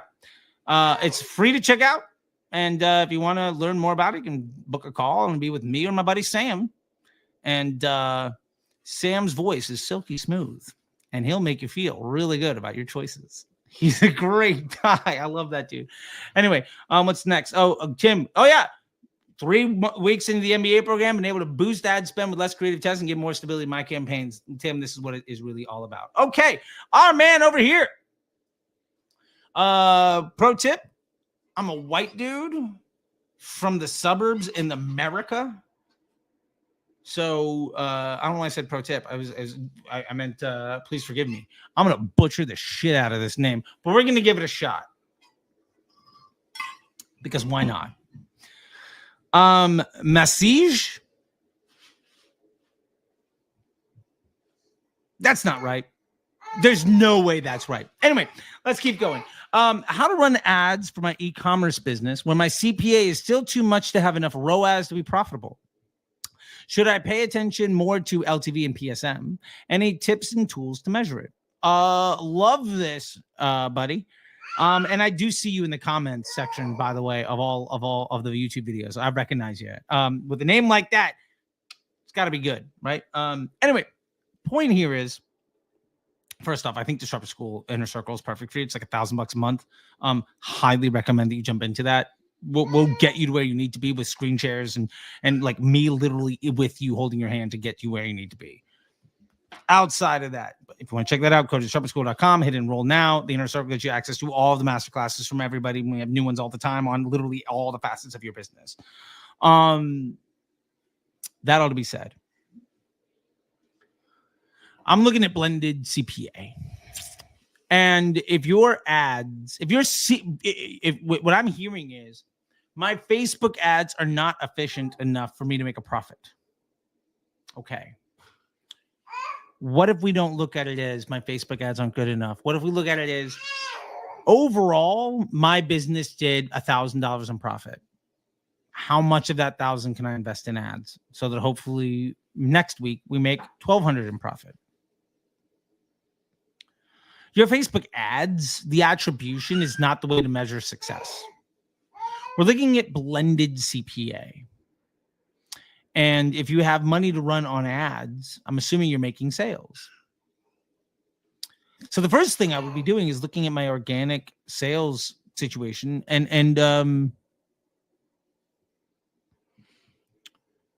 trying to understand how best to acquire revenue. And then my ads are literally just going to be versions of amplifying that opportunity. And I'm going to look for ways to improve my search, my CRO. I'm going to look to my AOV. I'm going to look at LTV and PSM. Absolutely. Now, tips or tools to measure this stuff. We actually just did a great working session in Disruptor School Inner Circle about a month and a half ago. With ChatGPT on how to figure out your LTV and PSM and stuff. And basically, it's like you could more or less just export all of your buyers, all your transactions from the last year. And you can say, hey, how many sales do I have? How much revenue do I have? And you can do this just directly in Shopify. If your LTV is the number of sales that you have divided from the overall revenue that you've made. So if you've made $1 million and you have 10,000 customers, your LTV is $1,000. Now, some people might spend 20 grand and some people might spend 50, but your LTV is $1,000. LTV itself doesn't really help other than it being a data point for PSM is very useful because it allows us to know what our max potential is. And I'd be doing a PSM. Yes, girl. I'd be doing a PSM by product because customer journeys by product is one of the stickiest stats in any business and the easiest to project items. And say you have 3 offers and one of them, the LTV on that offer is $200 and one of them is $500 and the other one is $5,000. Well, what's the CPA on each one of them? You might be losing money on one. You're going to be able to understand, what if your ROAS was 0.8 on the thing that got you $5,000 LTV and it cost you $100 to make the sale? So let's say it cost $100 to make the sale for an AOV where ultimately your ROAS was a 0.8. But that customer came back and bought enough times to get to 5,000. Now, that is a tremendous LTV lift and probably a bad example, but you get the idea. ROAS is not cash flow. So I would first off get you moving away from looking at numbers that don't mean anything like ROAS. It's a trash metric. And anybody that tries to teach you or tell you what to do in your business that uses the word ROAS, you can immediately laugh at them and hang up the phone. If you're paying them, cancel your check. And if you're on a contract with them, fire them. And if they're one of those scammer agencies that will sue you because of it, my apologies. And please just binge my shit until you're done. And then you can join the dozens of other people that have left them to a point where they're never going to need them anymore. And there is a fellowship of people around the world that have been swindled by those folks. And it's a rite of passage for some people, So anyway, I hope that that's really helpful to you. The last thing that I would say is, if you can look to the PSM of each product, that's going to give you the best understanding of what your allowable CPA is going to be. And I would also look to questions you can ask ChatGPT. One of my favorite ones is, for everybody that brought product X, let's say for everybody that bought this Roku remote, when they were a new customer, what was the average length of time for them to buy something else? Now you know your cash flow cycle. For everybody that bought this Roku remote, how many times on average did they buy an additional item. That's your second purchase rate. For everybody out this remote, what was the average number of additional purchases that they made? That's your number of conversions. ChatGPT can give you that shit in like 30 seconds for free. Nobody else has talked about this stuff because nobody else gives a fuck about you people. And I think that is a great sign that we should do our best to make sure that they can't do any harm anymore, and fuck them. Let's keep going. All right. By the way, just full disclosure, we are about let's call it 20 minutes away from doing our giveaway today. So let's make sure we throw this up on the banner. If you want to be enrolled in today's giveaway or in the session's giveaway, I don't know why I keep saying today, drop DS in the chat, and everyone that does, you're gonna be thrown into the spin to win for this session. All right, awesome. Let's get back to some more questions. See, oh, there you go, DS, bam, love it. Ask what videos and playlists should I watch the most to improve my ads. Honestly, it's hard for me to be able to give you a direct answer on that because I don't know exactly what your problems are. But I would start with just the 2024 videos. Or if you really want to know everything, go way back, find this playlist called Definitive Guide. It is way less engaging. There is no editing. I literally hit record and then yell at the camera for 30 minutes and then turn the camera off. But it is probably the most valuable information. It is stream of conscious, like just me just like blacking out, dropping heat, and then fucking we're done. The Definitive Guide series is everything. But yeah. And then you ask, where should I learn more about CRO? What do you think? To be fair, we have a masterclass on CRO coming out, I think this week. If not, then it's next week. It's from one of the founders of the company called Heatmap, which is probably the best CRO tool on the face of the earth. And I would recommend following Heatmap on Twitter, as well as Chase Mosaney and Dylan Ander. They're the GOATs of CRO. And Chase literally comes in and talks about first order profitability and improving conversion rate and getting above the fold. So we're going to have a masterclass on it. And you can check that out. Love your SOPs. By the way, hey, thanks. Hey, I think I remember we were talking about a deal, and it was like a make me a deal. I think I did this a couple months ago, and I should probably do it again. I will actually do that again. Make me an offer I can't refuse, and you can get anything you want, as long as the price is reasonable. And you were like, let's do this. And we went through like multiple rounds of like making it all work. And then you got some stuff. And I'm so happy that the SOPs are working well for you.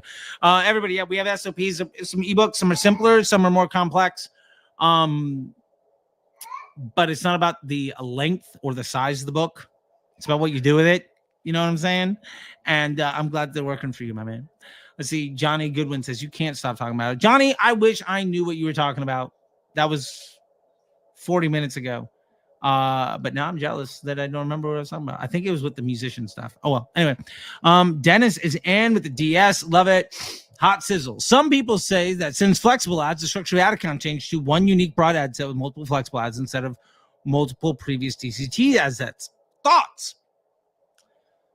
I love that people are embracing the flexible ads. I know how many people they were fighting me tooth and nail about running dynamic creatives. They're not like, well, what you really need to do is flexible ads. I'm like, motherfucker, it's the same thing.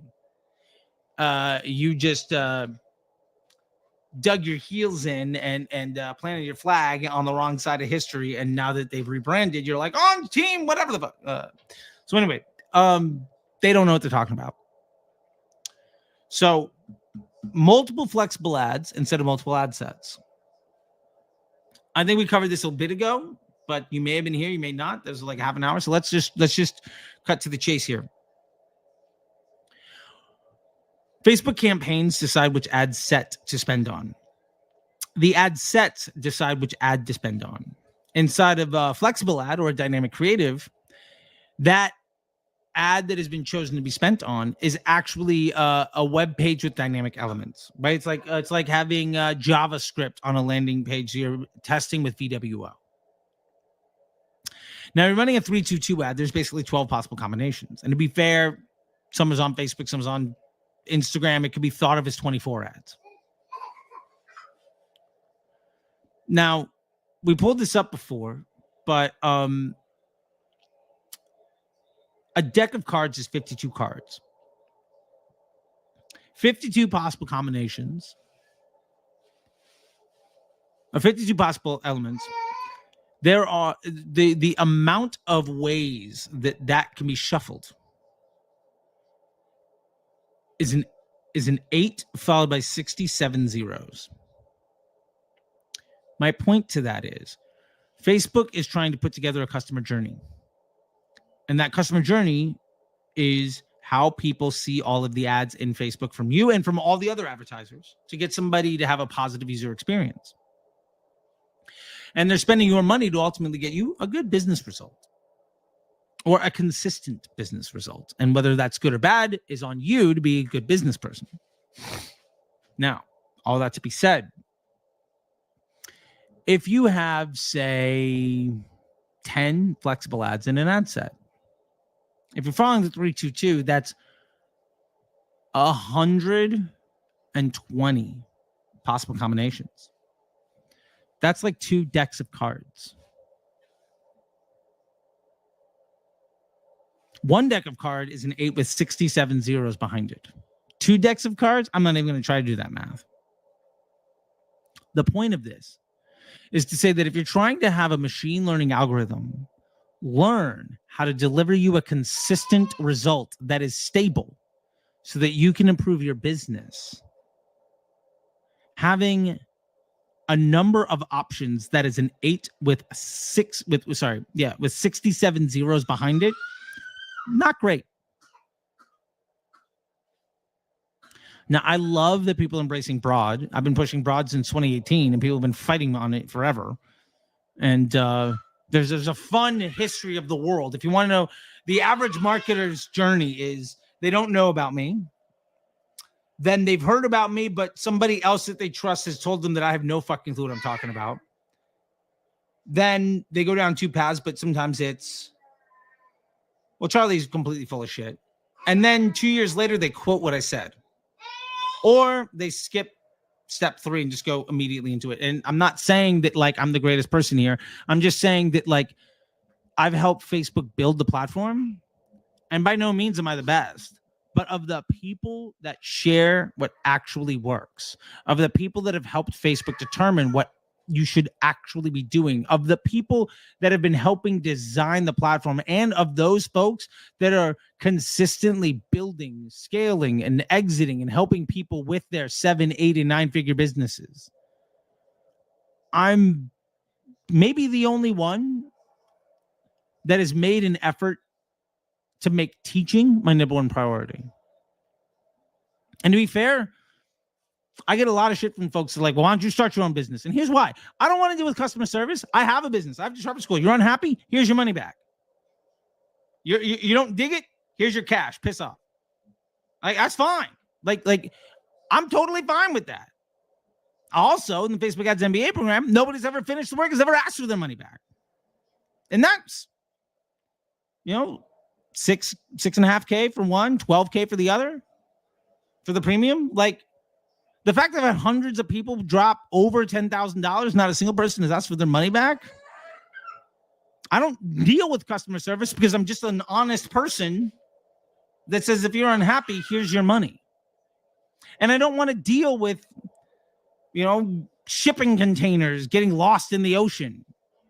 And there's just so much else that goes into running a business above and beyond the things that I really enjoy, which is the puzzles and the problem solving of e-commerce or the puzzles and problem solving of consumer psychology and finance.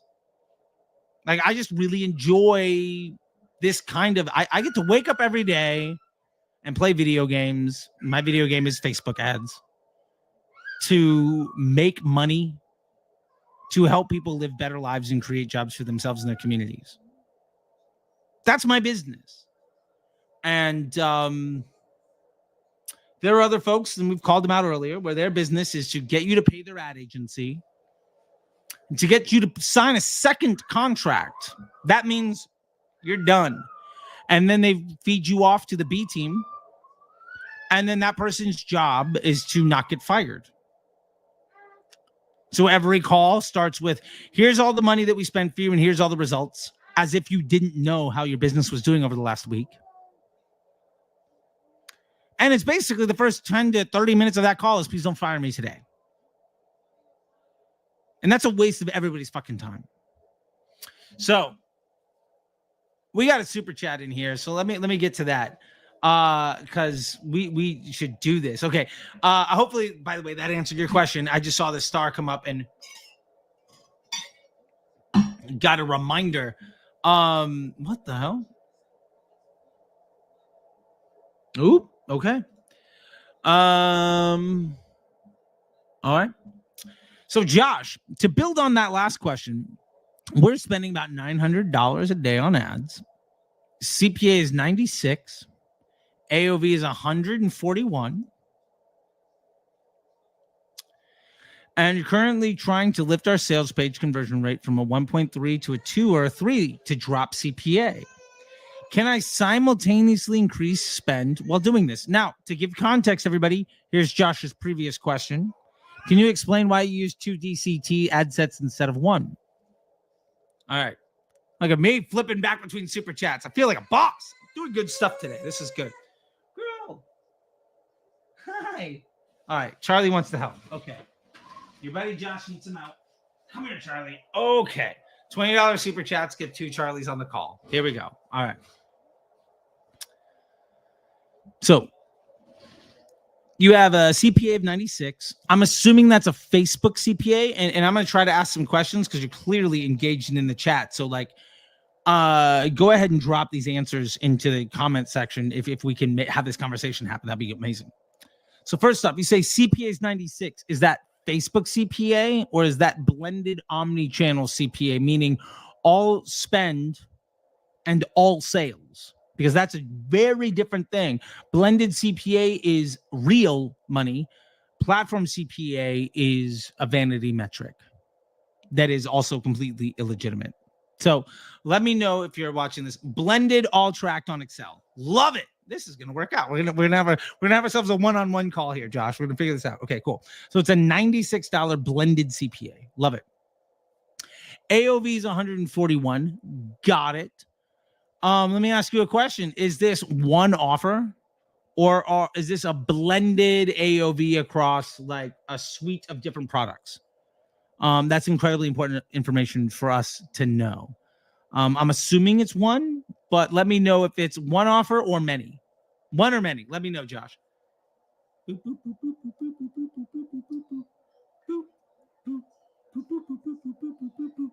Yeah, okay, girl, like that. All right, I'm not getting an answer yet, Josh. So I'm wait. One online course with 3 pricing variations. All right, great. Okay, cool. We're getting there. So you're trying to lift our sales page conversion rate from 1.3 to a 2 or a 3 to drop CPA. Now, Josh, I'm going to tell you the easiest way of doing that is to cut your ad spend. Don't look at conversion rate as a legitimate number. It's much like ROAS. It's a vanity metric because it lacks a lot of context. So I'm going to have one other question for you. Are you making over $900 a day in profit? Or let me ask you this. What is your profit? Roughly, you don't have to tell me the exact numbers, but roughly speaking, do you feel comfortable spending more than the $900 a day when looking at the volume of profit that you are making in the business on a regular basis? Some days are good, some days are bad. Let's round out the edges week over week, month over month trends. Is $900 ad spend a liability or is it an under leveraged asset? We feel comfortable spending more, or this is hurting us because of cash flow. Let me know. Let me know that. And I'll sit back for a second and let you write that answer. And the reason for, here we go. So we have 19.4K in spend this month, 28. So we have 9,000 in revenue. Okay, awesome. So I'm definitely comfortable spending more. Okay, Josh. So here's what I'm looking at. I'm okay with trying to spend more money. In fact, if I was you, Josh, I might do something like 2% a day or even 1% a day on Facebook. And then maybe something like when you start to get to that uncomfortability, maybe you switch it to 5% 3 times a week if your blended CPA, if your CPA is below a certain number. Now, you have 3 different price points. In your ads, I'd be looking at the AOV of each ad to see which one is lending me a higher value. So let's say you have $100, $150, and a $300 offer, and your blended AOV is $140. Which ads overwhelmingly have an AOV that's a lot closer to that $100? Can we get rid of them? What if we got rid of the $85 ad with the 105 AOV? And our CPA went from 96 to 105, but our AOV went from 141 to 180. The types of ads that we run ultimately attract different types of attention.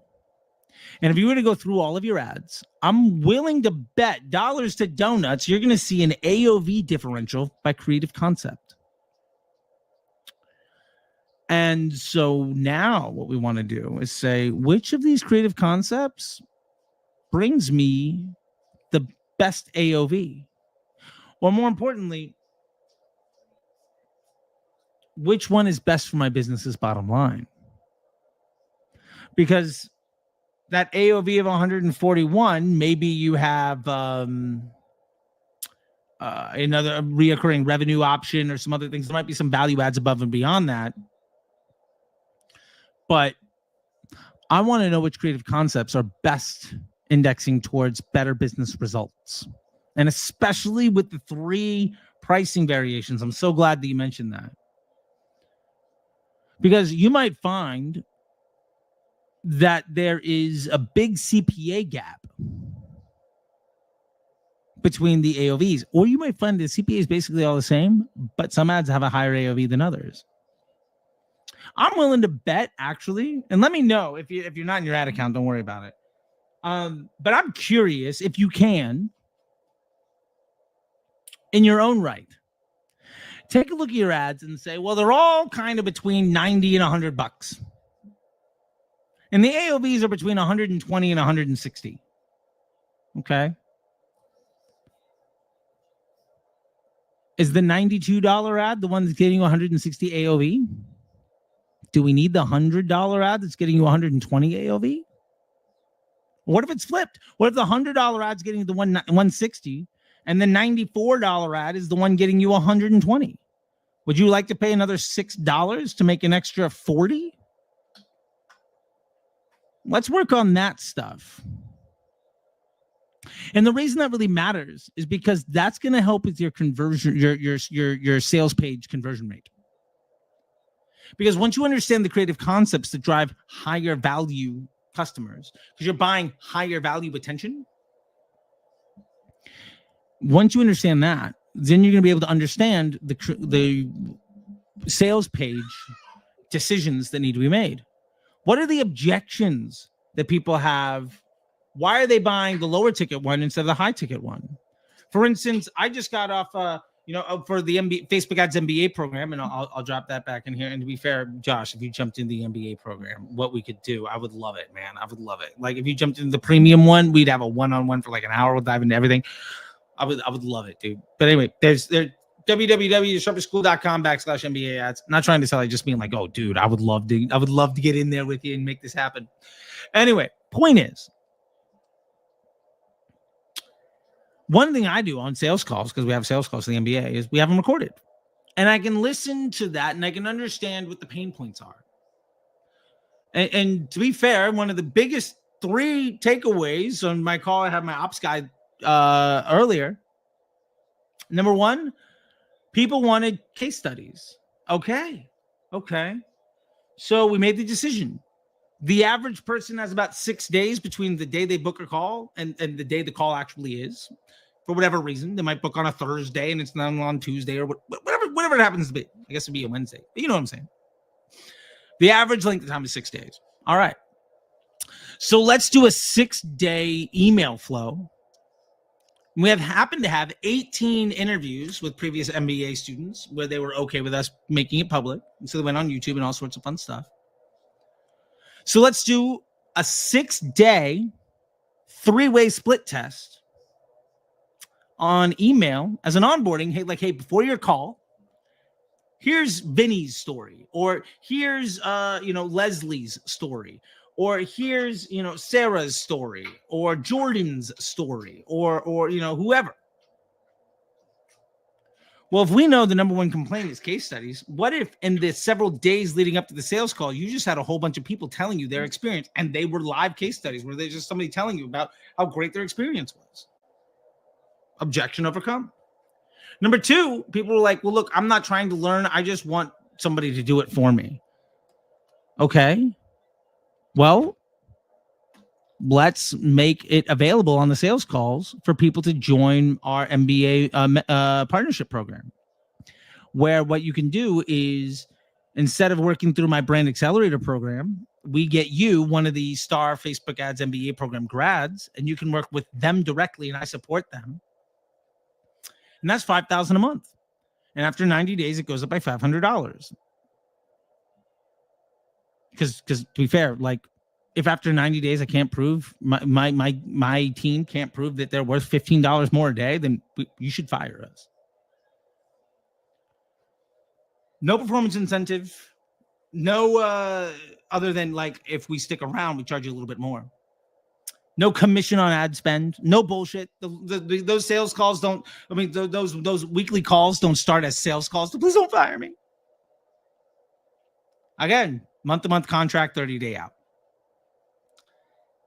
So if the second most common complaint is I just want people to do it for me, which makes sense because my most common ad right now for the Facebook Ads MBA program is me at the Marpipe office wearing a heat map hat saying like, fire your ad agency. Everybody's just trying to fire their ad agency and hire a new one. Makes complete sense, right? The ad is bringing in a type of customer that's conditioned to want a certain type of reaction. So the objections and the way that we're handling the sales calls needs to change because we have this new ad that's just earning a bunch of budget and it's getting super low cost calls. Like we're coming in at like $60-$80 on a call. Previously it was in the $200-$300 range, but they're not trying to join the MBA program. Our conversion rate went to shit. All right, well, we extrapolated everything else, so we understand what's going on. And the third bit of feedback was apparently Sam's not getting on the calls. He's got his buttery, juicy voice, but he's keeping his camera off. So I'm going to ask him like, hey, let people see your beautiful face, buddy. My point to all of this is these are things that can improve your conversion rate. But when you change your ads, the conversion rate optimization decisions often get negated. Because if I was to change my landing page to help people hire MBA program students to run their ads, because that's a better converting landing page, I'm not going to make more sales in the MBA program. You don't want to make, you have to understand that when your ads change, the CRO decisions change as well. And ultimately, volume is what matters, and profit volume is what we're talking about. I'm okay with a lower conversion rate if I have a higher transaction volume. I'm okay with a lower conversion rate if my profit volume is higher per transaction. So I'd be less concerned. The lawn guys are here, and the puppy is super excited. Most of you didn't know. There's a puppy in here. There's 2 puppies. Anyway, the point of all this is I'm less concerned about that conversion rate. I mean, I'd love it to be higher, but I don't want it to be higher at the expense of actual volume of profit. And you could absolutely improve your ROAS and your conversion rate optimization to the point where you go out of business. And I don't want you to do that, Josh. So I hope that is a helpful bit of understanding the next steps. And I would be doing that 4PI analysis to understand where my ads fit in the funnel. I'll be doing an analysis to understand the overall business impact of each creative concept. And then I'd be doing 2 DCTs, or 2 flexible ads in their own ad sets, specifically to try to bring more of my investment portfolio, bring it more in line with what actually is better for my business. And that might very well not be a lower CPA, especially if the AOVs are dramatically different with your 3 different price points. So anyway, I hope that's helpful, Josh. That was super fun. And I loved it. Okay. Boom. All right. We're going to do one other question, and then we're going to pull up the spin to win. All right, girl. So you're getting tired. I got to put you down. You need a nap, little girl. Yeah. Okay. She's like, yeah, I need a nap. Okay. Anyway, hopefully that helped, Josh. All right. Feff up. Hi, Charlie. Is it the same thing? It is the same thing. You're talking about dynamic creatives and flexible ads. It is the same thing. Well, kind of. But you're forgetting that flexible ads, it's not possible to select your placements as opposed to DCTs, where it used to be possible. Here's the thing. I don't select placements on my DCTs. I don't select placements on any ads. If your ad only works in a small amount of placements, do you think that ad will scale? This ad only works on Instagram stories. Okay, cool. Well, that reflects 3% of my ad spend. What if I want to scale? Well, then you're shit out of luck because you optimized for 3% of your ad spend. Something to think about. Dennis asks, what's your Instagram? It's at CT The Disruptor, same as my YouTube channel and Twitter and everything else. Go there, by the way, and if you comment 7 on literally any post, ManyChat will come in and give you a link to my Begin to Win bundle, which is $7 for 7 days, and after that, it's $50 a month. And you get the one campaign blueprint that'll tell you step-by-step how to build the single most stable, projectable, and scalable Facebook ad account you can. You'll get the predictable profit scaling blueprint, which will tell you how to build hero offers and how to track your profitable scaling margin and how to set up your cash flow so that you can scale your business. You're also going to get access to Disruptor Bot, 24/7 access to it, which is basically just a ChatGPT style looking thing. But instead of all of ChatGPT, it's just built on over 10,000 hours of video and pages from myself, as well as all the instructors inside Disruptor School. And there's a community to join too. So check that out. All right. So with this being said, we're going to, I'm going to start to do, we're going to set up some we're going to go, we got to bust out some stuff here. So let me see. Do I not have it? We're going to try this out. Okay. Spin. Nope. We're going to do spin to win GIF. Okay. That's probably not what I was looking for. What did I do yesterday? What did I do the last time I did this? Okay. Spin to win giveaway. There we go. I just need the actual spin to win. Exclusive savings. Man, spin to win prize wheel. Nope, that's not it. All right. Anybody know what the thing is? You can drop it in the chat because I am. You're welcome, Josh. I'm glad this was really helpful for you. We have 130 people. So, by the way, everybody, if you want to get into the giveaway, which we're about to set up right now, you can drop the word DS in the chat. And if you do that, then we will add you to the spin to win. And winner gets a $100 gift card and a free hat, Disruptor School, delivered to you anywhere in the world. If you've got internet, you can get the hat. And that's really what this is all about. So go ahead, drop that into there we go. Wheel of names. That's what I'm talking about. Boom. All right, cool. Sorry, I was stalling while I was trying to figure this thing out. I found it. Fun fact, it's wheelofnames.com. That's the solution that we're looking for today. Oh, cool. We actually also got through all of the live questions in this session. So I'm pretty stoked on that. Yeah, Cody Nixon won our last one. So let's get through this here. If anybody wants to enter, go ahead one more time. Drop into DCT. Oh, man, I realized we missed a whole bunch of questions. All right. What we're going to do is I am going to set this up, and we're going to do the giveaway. And then we are going to go through lightning round style. I'm going to try to answer your question in 30 seconds or less. Just so that we keep it reasonable. Let's see. Boom. All right. So if you have any other questions, drop them in.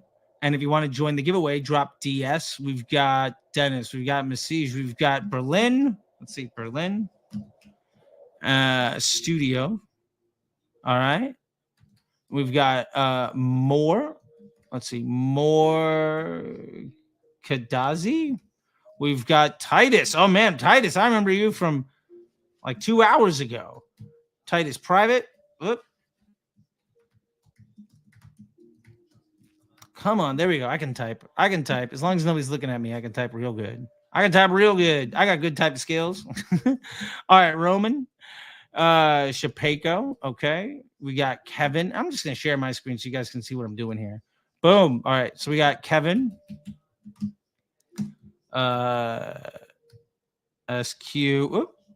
Kevin, SQUYRES.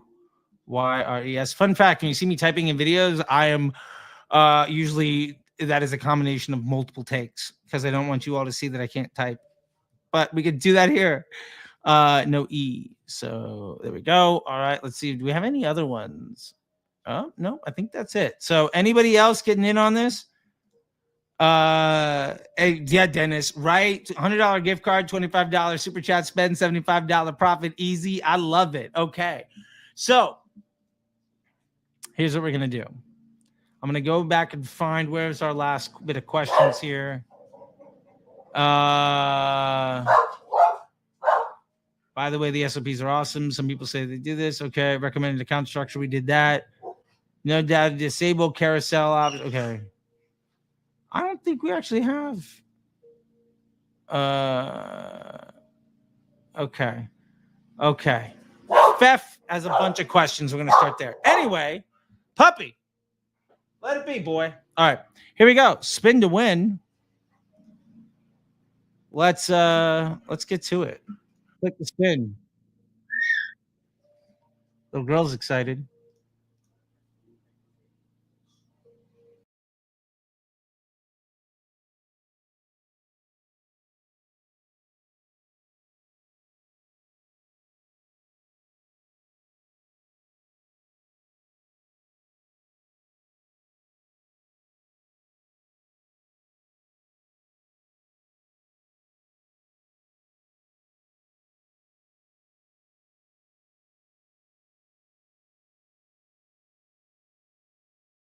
All right, let's go lightning round and knock out the rest of these things here. Okay. Fef, do you know how to disable the carousel option in flexible ads? Nope. I used to run CBO dynamic creatives for testing, but now that the option is replaced with flexible ads, as a result, when having 3 creative variations, Facebook is displaying them all in one carousel, which defeats the whole purpose of dynamic creative testing, in my opinion, and looks silly. Let me tell you this. When was the last time you saw one of those in your feed? Oh, I think this thing that spends 1 penny out of $10,000 looks goofy. Who cares? Facebook ain't going to show it. You haven't seen it. And until you start seeing your entire feed completely inundated with these awful ads, don't worry about it because nobody else is seeing that version of yours. KP did it, says, man, I hate flexible ads. Buddy, I hope that you learned today to love them. All right. I thought it was the same as flexible as a new name. I think we covered that. The main difference is that flexible ad sucks. Not true. Fake news. All automatic now, so unable to pick and choose your placements. You don't need to pick and choose placements, and as a result, the carousel are automatically selected as a placement. Also, not a problem. Kind of points the point of DCT. Nope. We still get the best. We still get the platform that has billions of people and with trillions of data points per person that makes millions of auctions happen in any market every second, making the decision on how to give the end user the best possible user experience, which gives us the best unit economics on buying attention with which to monetize. There you go.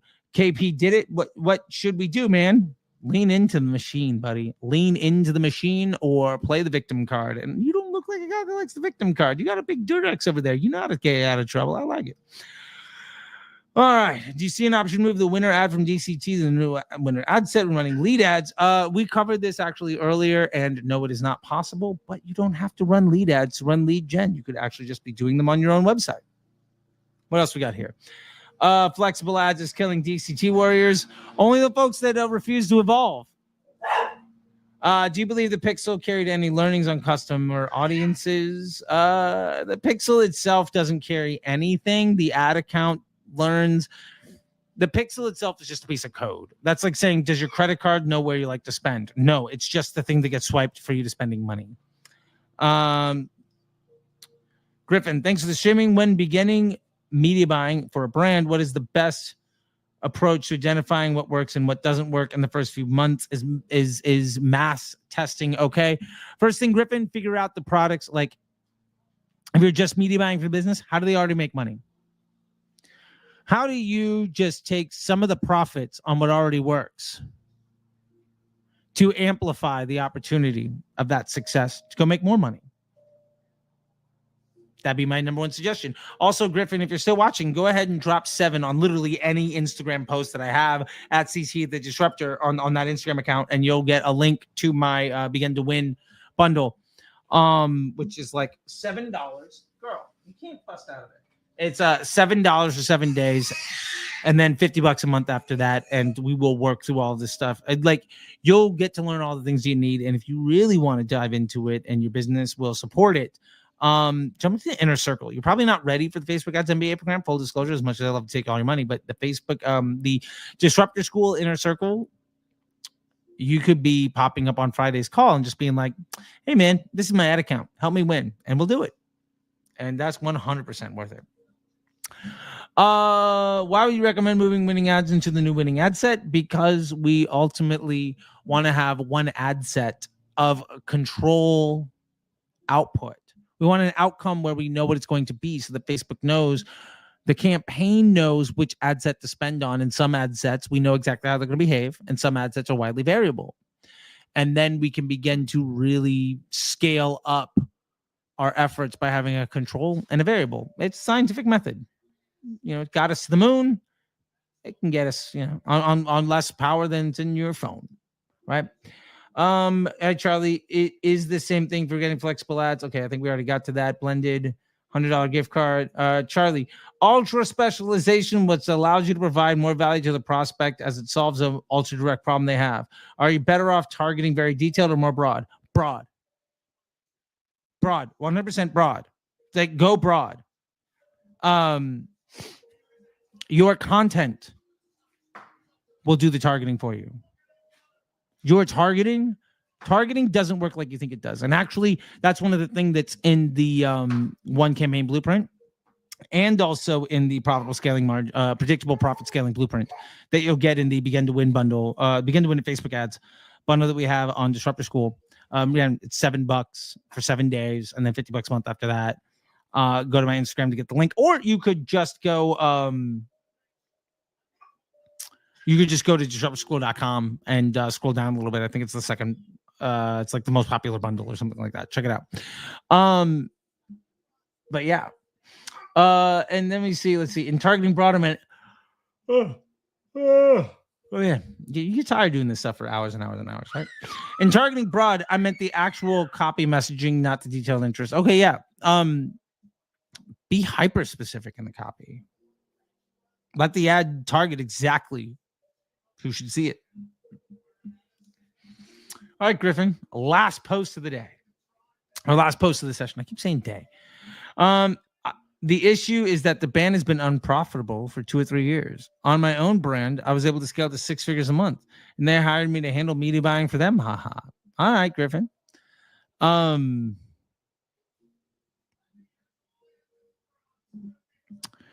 If the brand is unprofitable, paid media is not the way to solve the problem. And that's the unfortunate truth, unless it's just eliminating all of the waste. But fixing your business model is what fixes a business. Adjusting your ads just changes the rate at which you fail. So hopefully that's helpful, everybody. I had a lot of fun here. Once again, thank you to everybody for participating in this, and yeah, take care, and best of luck out there. I love you. I'll see you next time.